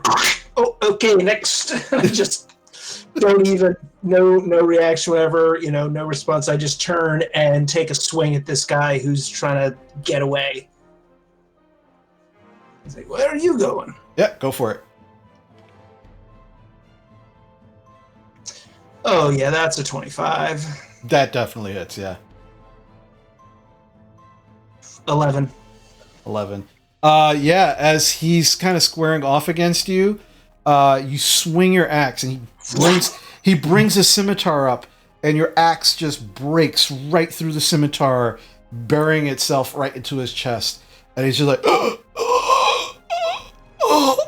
and you just yank it out as he falls to the floor at your feet, unmoving. Stupid boy. We gave him a chance. We gave them all a chance. All right. It is now. They could have taken the masks off and said, oh, the dragon's dead, hooray! Well, we better get back to our town and tell them. Bye! Right. They could have done that? Oh. All right. So that was your turn, Drovar. You do still have movement if you'd like to take it. I will, since Bocek is yelling at some guy in there. It's like, oh, there must still be one of them. So I'll 1, 2, 3. I'll just go back up here and be waiting for him if he makes a run for it. Okay, no problem. Basha, it is now your turn. Yes. I would be in the same place as him. I will stand in the spot next to Drovar and just kind of like shout out at whoever's in there, like, okay, so if you want to give up now, this would be the time, so that we don't kill you in horrible, terrible ways. And I will hold my action for if he comes out and seems like he's going to try and kill us, I will firebolt him. But if he gives up, I will not. Okay. No problem. Alrighty. So next up is now Gorple. Yeah, I don't understand this concept of mercy. So I whistle, Mercy? What is that? and in Grung, I tell Teague to get that guy, but I like shrug my shoulders and really shittily try to say don't kill him, but like it's very half-hearted. Could I make like an animal handling with disadvantage? Sure. Like, I'm Yeah. really not trying hard to convey the message, but like enough that he might listen. Yeah. Go. Yeah. Don't stop. No. Right, Don't. right. Yeah. Go for that. Don't At eat disadvantage. him. At disadvantage, animal handling. I mean, that's a 15 with disadvantage. Okay, you feel like you've conveyed the message enough that he probably gets it. Yeah, I'm not concerned, but I just want him to take down this guy who attacked my friend. Okay. All right, go for it. So you send him in. Charge through there, Yeah. and make an attack roll. Yeah. Bocek just charges past you, and you just kind of like lift your leg and kind of get out of the way as Teague just through the building, through the open doors at this guy. Roll for attack. How is AC 13? AC 13 hits. This guy's like, what the fuck? As this dinosaur comes charging at it. Oh boy, with that charge, that's 15 damage. And I Jesus. So Teague charges into him, and lifts him off of his feet, continues going into the back of that wall, and just buries his muzzle into the chest, and just rips it out the because Teague did read your subtle tones of yeah. I don't know. I also don't know how you do non-lethal if you have fucking claws for hands. So Yeah. And you all hear Oh well. I just call up to the roof. Corp, you gotta start feeding him more. I mean, I just feeding look him at the right door. It's now. like, ah. I told him not to kill the guy, but it's hard. He has claws. He's an animal. Yes, Bochek understand. Animal is animal. Bochek in similar position. If people commanding Bochek not good like you guys are, Bochek probably be terrible person. That's why Bochek give people And chance. also they attacked us first without any questions. Oh They yes, were okay, the yeah. worst. They're really stupid dressers. I mean, but who Ah, are I they? like their outfits. Well, you They can. bring out Bochek's teenage angst. see, yes, DM. and I like. They would be very fitting in a worship of Soon, so I like them. Maybe Really? not Soon, but well, Could I make sometimes. a sort of history Okay, well, not all the check time. about these mass or dragon people? I will say yeah. Anyone who is anyone proficient in history? Nope. All right, so I am, 'cause I don't so if you're not proficient in history and you'd Come like on, book girl. You you'd gotta like- know it. No. yeah. know. You'd like to try and figure out who these guys are, I will say make a history check at disadvantage. I'm not proficient, but I have a +4. It'll still be at disadvantage. That's fine. I'll do it. As she's saying, okay, maybe not soon. Maybe like Leviatar, okay? But whatever, it's fine. We hang out sometimes. It's all right. With a disadvantage, that's only an 8. So. Okay. Anyone else? 7 for me. All right. Me and Drove are like minds. -1 for Bochek. Nice.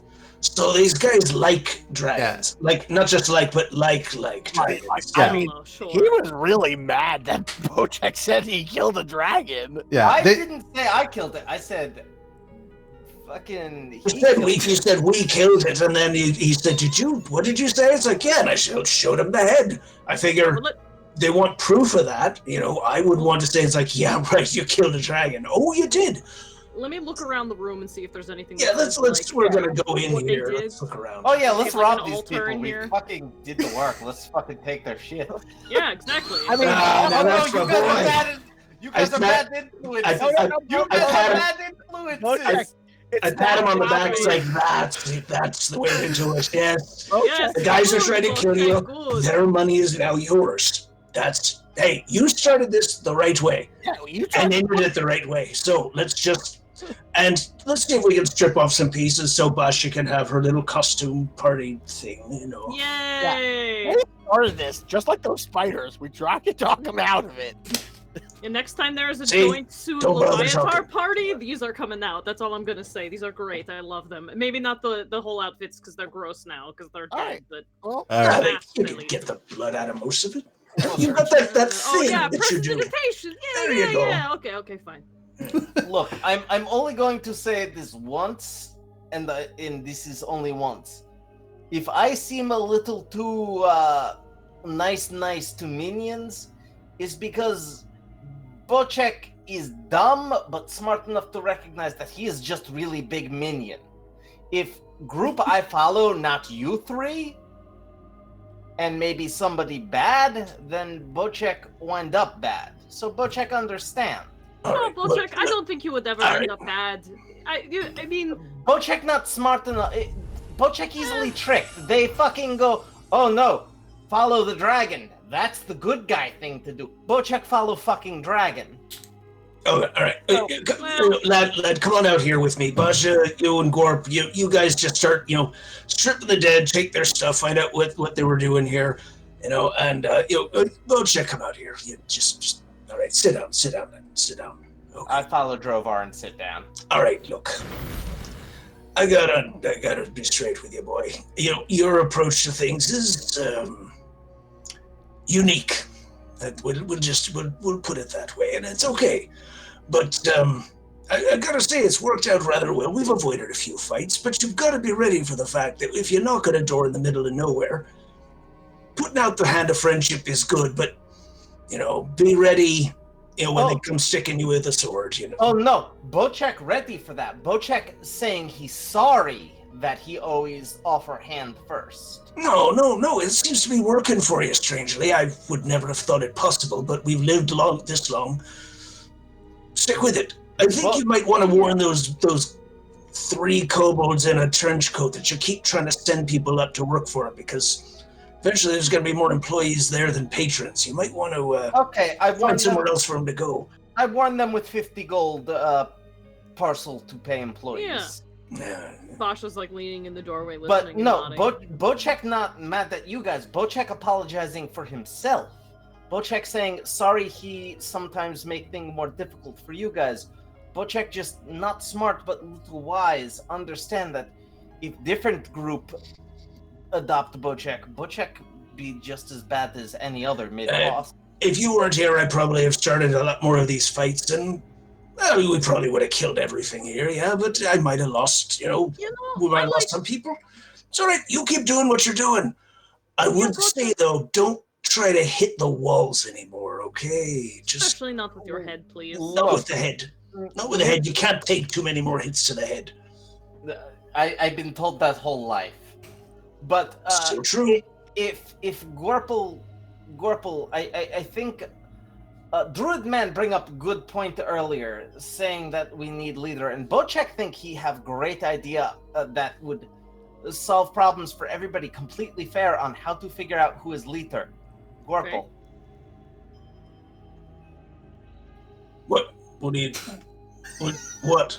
Drovar, you look around. Finger on my dinosaur.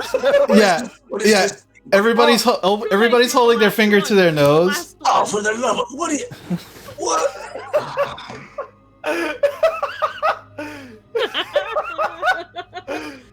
I mean, I will still speak for us a lot, if that's okay. Me and Drovar will speak for us all, if that's all right. We will always all have, of course, our independence, but at the end of the day, there does need to be somebody in charge of little group. And somebody who is responsible for when me and Gorple, maybe sneak out too late and cause trouble in town. I'm responsible for myself, but on the point, Drovar, you are a sergeant, so you probably have experience with people. And I am just poor old, mother who left home and has to adventure, so I don't even know what I'm doing here, really. I mean, I do, but... so I think it's good for someone with more experience out in world to lead us. Also, you're like 80 years older than I am, so it's definitely more responsible. It's 60 anyway. All right, fine. So let's just take the stuff off them. Was there anything in the house? They were just sitting around there in their fancy pants, just standing around looking at each other, were they? So you go in the house, you start looking around. And you find a few backpacks. There seems to be extra change of clothing, not very, just commoner clothing. You can find dried rations. There is about 12 days worth of dried rations that you find. Amongst it, it's like beef jerky. There are 2 filled water skins filled with water. And you begin to go through their belongings.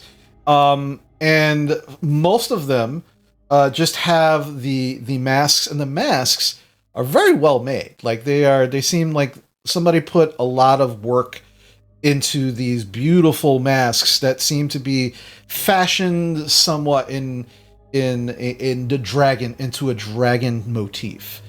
All the same color. They're all like a grayish color. The capes that they're all wearing are a leather, like a very light leather.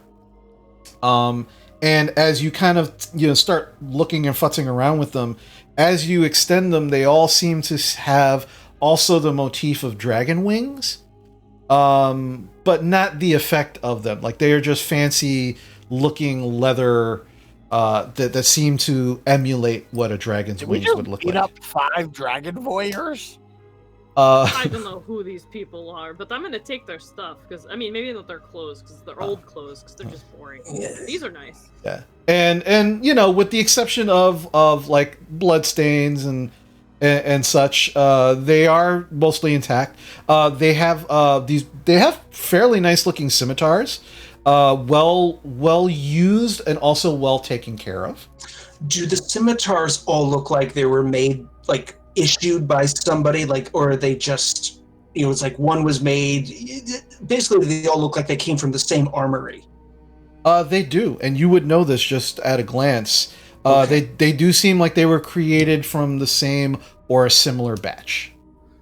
All right, this is just, I mean, those idiots didn't know the red brads were better fighters than these Yeah, really. dumb fucks, but Well- the scimitars are not bad. I mean, we could sell these for sure, but what gets me is they're all the same. It's like somebody made them and issued them out like you would if you're soldiers. Weird. Are they bulk production or are they like? Well, everybody, they got to be handmade one at a time, but they're all made the same way. We got the same, basically the same balance. It's like the same people made these. Yeah. It's not like they're just collecting stuff. Each one of them took their dad's sword and ran out to, stare at dragons and write love letters to them or something. Well, No, somebody we should issued ask- these weapons out. Yeah, maybe we should ask someone when we get that. Well, we can ask the druid too. Maybe he knows, but we should ask someone who has better history of these things. What about that? There was one guy, the guy with the red trim. He was given orders. Does he have anything Yeah. on him? Oh, Yeah. let me go check. Yeah, and as you start looking through them, similarly, again, the mask, the garments that he's wearing, same as the others, except for that red trim, right on the mask and the actual cape itself. Unlike the others, he actually has a small sack hanging off of his belt. Basha, you take and you open it up, and inside there are 3 diamonds. Oh, all right, guys. Look at this. Oh, 3 of them. let Yeah. me see one of those. Yeah. Oh. They look very nicely cut. Very expensive looking. Oh, that's nice. You continue kind of searching and kind of pulling the mask off and everything, and in the strange triangle shape he's currently in, as he is like folded backwards now, you actually very easily can see that something is hanging off of his neck and is now just like dangling by his ear, and you can see that there is a stoppered vial, like on a small piece of cord, hanging around his neck, and you kind of pull it off. And as you look inside this small vial, it looks like it's very odd. It looks almost like water for a moment, but then you watch as that there is like, it looks like a little cloud inside of the water, and it just and then disappears. And then a few seconds later, it reappears. And it just continues to do that as you This is watch. mesmerizing. I'm going to have to identify this, I think. Yeah. But you know what? I can do that right now. I'm Sounds gonna good. do that right now. I'm gonna use my the ability that lets me do it like instantly. Okay. Do you just because it's and do you want to know instantly, or do you want Yah to tell? Because you have to tell me anyway, so you might as well tell me as Jan, because I Okay. think that's better. All right, sure. All right, no problem. Jan, what is this?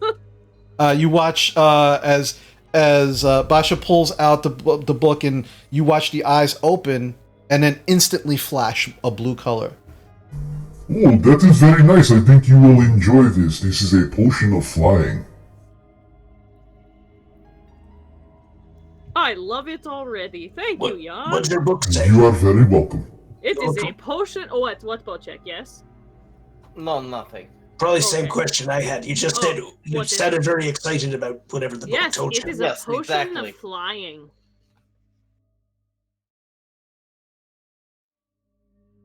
You get the impression he didn't have enough time to use it. You really want to fly, don't you, Bojack? One day, yes. Okay, well, why don't we save this for like when we're in a fight or something? Gosh, can you imagine a flying Bojack in a fight? I'm sorry, that's No. terrifying. Terrifying. No, No No. wall will ever defeat me. no, Actually, that's probably true. no. And you also find at the bottom of the pouch with the diamonds, there is a folded up piece of parchment. And as you pull it out, Basha, you take a look, and it looks like scribblings. But there's a few things that you see immediately. One of the scribblings says "Name of Dragon?" ? Possible sacrifices. And then there's a few names underneath that you don't recognize. And then parlay must take precedence. And it seems like these are just kind of like he was making notes to himself and then just kind of putting it away. But that's what you find on that particular individual. Okay, so they didn't just write love letters to dragons. It sounds like they wanted to sacrifice some people to dragons. Do any of you know these names? Right. I'm assuming no one knows the Yeah, names. she shows you the list, and it's 3 names that you don't recognize. I take note of the names though in case we ever run across these people. I mean, I don't know if you have them, but I will. Yeah, I'll tell you who they are right now. Okay. The first name on it is Doricon Undermain. The second name is, and I'm gonna have to probably spell this out for you, is Lockdrolin. Lokdrolyn. Lava Head. And then the last name is Foggit. Foghit. Beast Forge.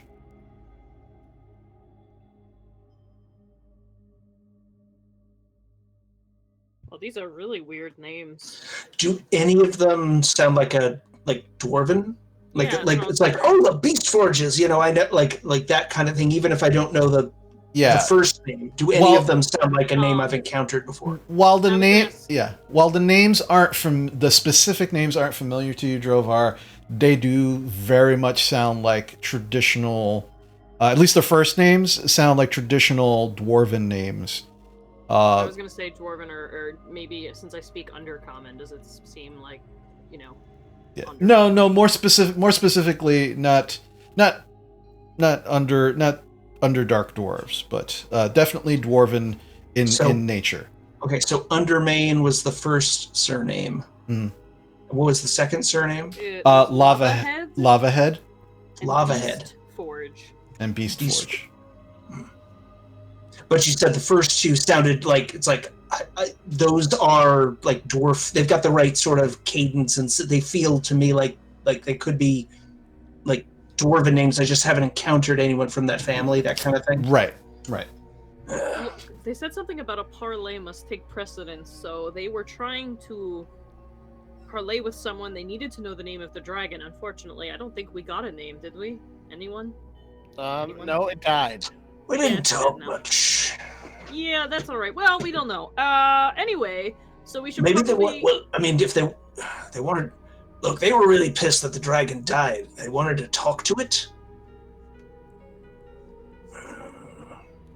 Yeah, we're gonna have to ask some people about this because now there's people in danger, and we don't know anything about it. So I'm a little more worried. Besides that, I'm a little deductive. Those diamonds, they're worth a lot, right? Yeah. How much are they worth? I would say Drovar, take with you. I would say making This would be a general intelligence check based on your experience as a miner. I'll take. He takes one of those diamonds again. He actually sniffs it, gauging it, dwarven way. Just an 11. 11. That's enough. They seem to be about anywhere between 90 to 100 gold each. So probably could sell these for about 100 or so each. The right market, you know. I mean, they're already cut. These are nice. Do I know of any spells that specific and out of game? Of course I do, but in game, does Bosch know of any spells that might use diamonds? And can I roll? Give it a roll. and, like... Yeah, roll an Arcana check for him. Actually, this would be just Arcana.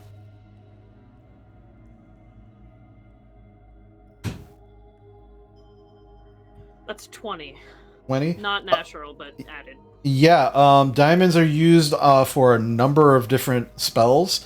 The ones of arcane nature, they can be used for chromatic orb, or a couple of other specific spells. You've heard of diamonds being needed for clerics, in uses of resurrections and similar type spells. But yeah, diamonds are a component for many arcane and divine type of spells. Yeah, so she'll kind of like look at that and she'll be, alright, so I know that they use diamonds for like spells of some. There are a lot of spells that they're used for. Like people use them to raise. I don't know if they raise dead, but clerics use them a lot for like resurrection sort of stuff. Resurrection. Yeah, like you can bring people back to life. So that's interesting now that I say that because there's 3 of them. Well, I've heard that. I know that can be done, but so the diamonds. Now, see this thing throws me off. You know, the folding chair back there. Yeah, I'm surprised they don't have cookies and punch out there. No, but he came out with a sword. That guy. It's not like if he was a spellcaster, he would have been throwing fire at us or something. Instead, he drew a sword. So it's not like he could have used it for that. It could have also been a bribe. You know, that dragon wanted treasure. Oh yeah, the dragon would have loved these. Oh yeah. When I was talking to him, he said, "What do I have to offer? And what about your friends?" When I was pretending to say I was willing to serve him. Yeah, maybe he thought we were them. He takes another look at the list. He's like, "What if they were gonna hire the dragon to kill these people?" But they say sacrifice. But maybe. Well, look, we don't have enough information here. We need more. Maybe we should ask our druid friend and some others if they know these names. Do you have anyone you can ask about them? Not close, but could send some word back home. There's definitely a few of my folk that study dragons a good bit. I got an idea. Okay, question. With these masks, if we wore the masks, would we be disguised? I mean, you could see that I'm still a dwarf, but you couldn't tell who I was. Oh yeah, the face is completely obscured, with the exception of from the bottom of the nose down. So you'd be able to see the mouth, and in your case, your beard. But outside of that, you would not be able to see the rest of your face. I think we should keep these with us. We might. There's something bigger here, and it might be useful to look like I'm long enough to get in close to ask more questions someday. I agree. They're not going to take up much room. I mean, if we ever get back to Neverwinter, I can ask around the Shameless Brothers. See if they know. Neverwinter would have a better place to answer the questions, but hey, the druid might know something. I'm a little surprised you didn't mention these guys. Yeah, I'll write to Eben. Maybe he knows something. That's something to consider. The druid didn't mention them, so either he didn't know about it or he's not telling us about it, which is interesting. So let's go back to the druid's house with the dragon head and see what happens. Yeah. I'm not saying he's going to get mad that we killed it, but, let's see what he does. Okay. So you begin, after collecting all of the things, and again, I don't know if you're taking any of the gear that you found or anything that you found. I would like to take how many of these guys were there? There were 6 altogether. Let's collect 6 scimitars, 6, since that seemed to be part of the whole uniform. 6 uniform, the 6 scimitars, the 6 capes, and masks. Okay. So you take all that gear. Your packs are starting to get pretty full. Just just to be aware. But you're without question, and you're able to drag the skull back with you, the head. I got this. I can do it. Oh, sure. All right. Oh yeah. Look out for that tree. Oh no. I mean, we could just put on a net and probably sling it over. Yeah. I've got rope and other things. He's ready to drop it at a moment's notice if the trees start acting up. Right. But otherwise, we'll head back to the druid's hut. Okay. And this is an important question. Which way will you be taking to get there?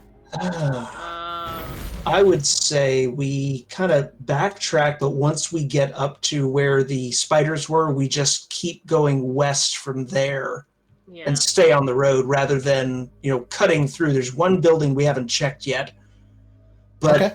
I think if we've got this much stuff, we're just wanting to go talk to him. So yeah, that route exactly that is being traced there on the map. Yep. Okay. All right. So as you begin to make your way back to the druid's cottage, you're taking the road. It does take you some time to get there with everything that you're carrying and dragging along with you at this point. But you make it there without any incident. And as you get there, you knock on the door. You hear the clicking of locks. The door slightly opens. You watch as Radoff sticks his head out, looks down at the dragon head. Yeah, so it's standing up. It's probably almost as tall as me, and I'm just sort of like propped up against it, kind of. Well, here we are. All right. Good work. Wow, you all look pretty banged up. There's been a lot of fun to be had in this town. So you should come on in. Leave the head out. Oh, here. Yeah. And the dino. Here, let me see the head. I'll scrape it off and hang it so that it can really dry and. Oh, it'll take you a while to kind of do that. Yeah. Do you want to take the time to do that? You can. I mean, I'll just like set it up like with a net on the house so it's hanging off, opposed to like being on the ground. Okay. Yeah. Easy enough. Yeah, I'll help him get that up there. Okay. So yeah, you're able to do that. You kind of make your way in. Bocek, you also again, you kind of squeeze in. You kind of hunched over. He kind of looks at all of you, kind of nods, and goes, "Well, good fucking work." Yeah. Oh, what are these? And I hold the masks up, like, and cover my face. Like, hey, we found like 6 guys wearing these. They tried to kill us when they found out we killed the dragon. So, I hand one over to him. It's like, kind of looks at it.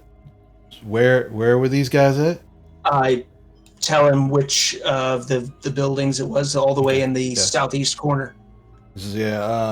I haven't been like I said before, I haven't been on the other side of the ruins for about almost 2.5 weeks. So if they took up residence there, I didn't see them. Yeah, but who are they, or what are? He's kind of looking at it.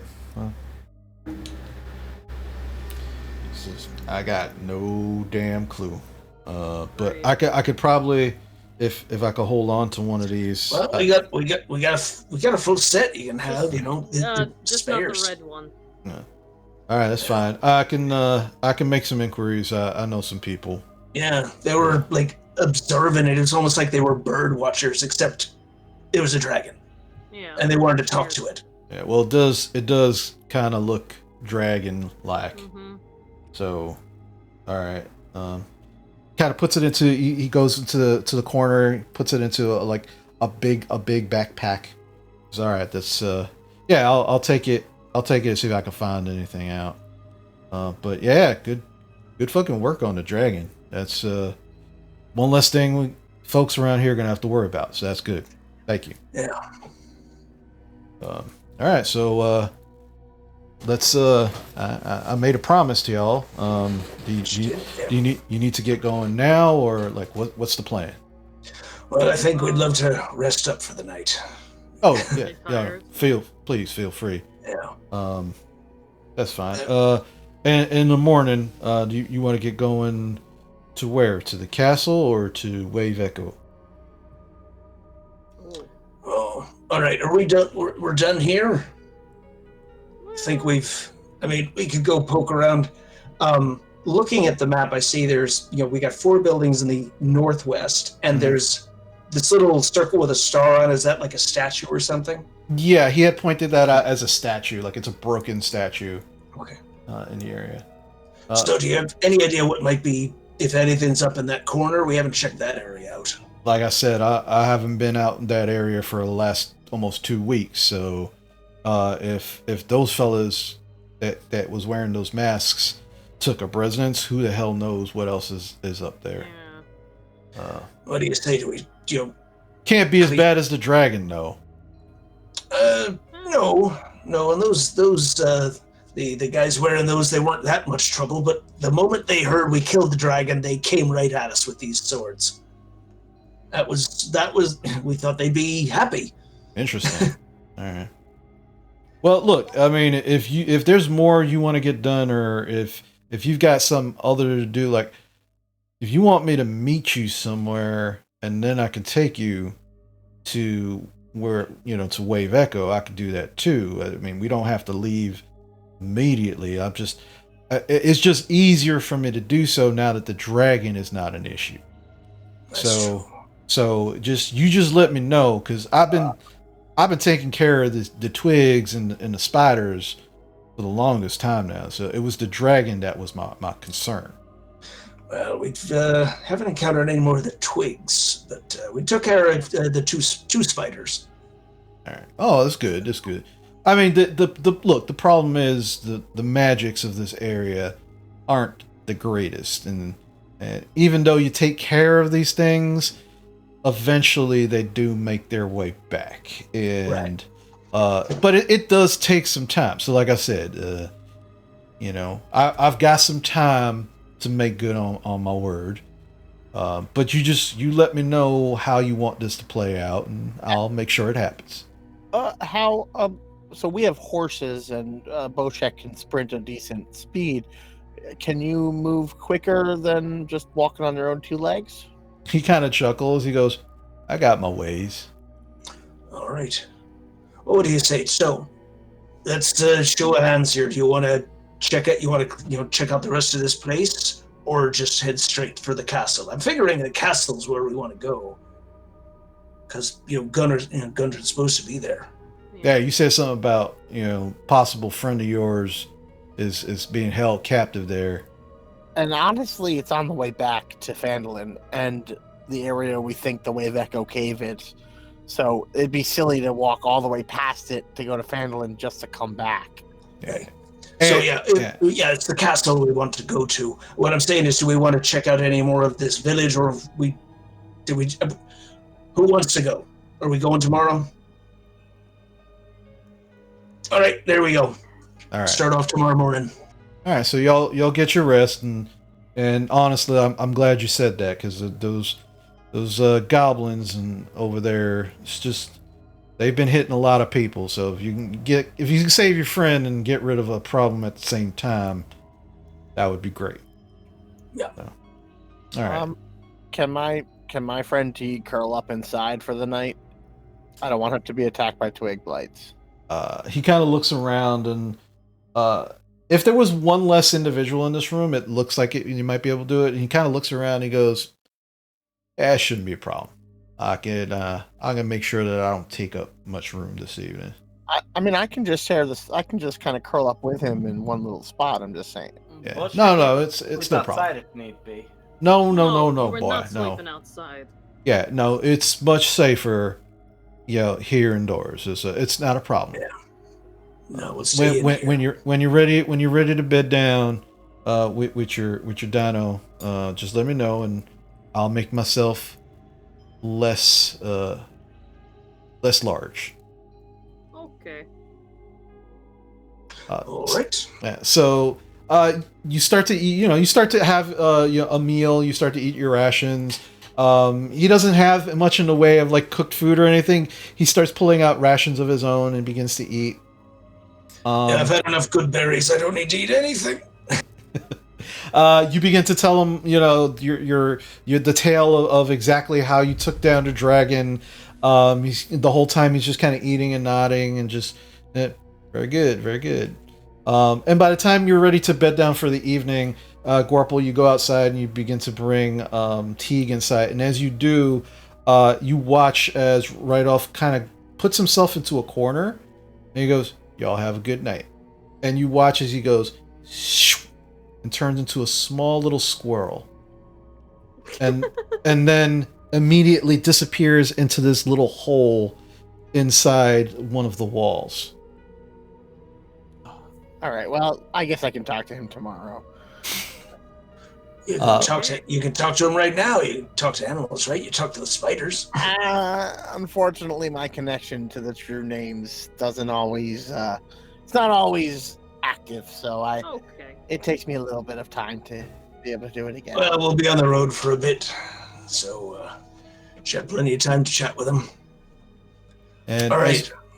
as you bed down for the evening, that is where we are going to call it tonight. Yay. Awesome. Great game, guys. That was awesome. Yeah. Very cool. Took down some dragon cultists. Very nice. Yeah, got yourself some... Such a waste of good outfits. Such a waste. Wait, we fought dragon cultists? What? What? Oh, man. What? But yeah, you got yourself some more magical weapons, some more magical things. Like, that's really good session, guys. That was awesome. Yeah. Decided on a team leader? through the classic means, through the classic means of not it. Still worked Can't just believe now it. because he Can't wasn't believe even it. looking. It was great. The ancient rites of not it. Yeah, I'm 2 years old. Don't fucking look at me. You know I'm making these decisions.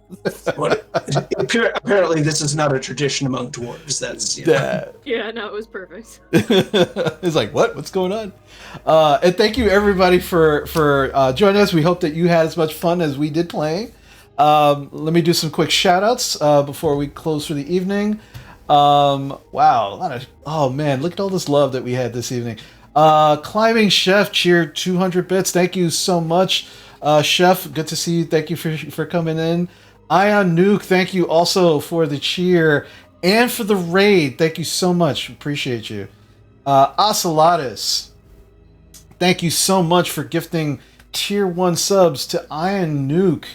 To Hippie Goth, which is our own Bocek here, and also cheering 500, 700 bits. Also tier 1 subs to Unconventional Heroes, to Hollow Jack. Thank you so much, Ocelotus. Comet Light, thank you for the host as well. For those who don't know, Comet Light is my youngest daughter. Who also streams as well. Family of streamers, folks. Who else? So I don't miss anybody. Mrs. Hades Games, thank you so much for resubscribing. Our own Julia, thank you so much. Yay. And Katie Nicole 224, thank you for following the channel. Everybody, thank you so much for all the support that you're giving us. Thank you for watching. We are having a blast playing, and we hope that you're having as much fun watching us play. This was a great session. So much fun. This was great. See, talking books, walls that are attacking our own players. I mean, come on, classic D&D, folks. Classic D&D. So all right. So as we close out for the evening, we will again be rating a supporter and friend of the stream. So please, as we end for this evening, show the love that you've shown us to whoever we raid. Again, we can only do good if we lift each other up and support each other in the things that we're doing. So thank you so much again for that support. If you need more D&D, we'll have more for you tomorrow. Same time here tomorrow for our Wild Mount campaign. And if you're looking for something to do Friday night, you can either catch me doing Friday Night Magic at 8 p.m. or you can catch Unconventional Heroes doing their Curse of Strahd on their channel. I believe it's at 8:30 p.m., right? Correct. 8:30 p.m. on Friday night. Okay. And if you want to do both, you can, because usually after Magic, I go right to their channel, see where they go, what they're doing. So either way, it's win-win. I mean, you can't lose with that. But everybody, thank you so much for showing so much love, as you always do. We really do appreciate. We appreciate you. Remember, be good to yourself, be good to others, take care of others, and don't forget to take care of yourself. We love you all very much, and we will see you next time. Take care.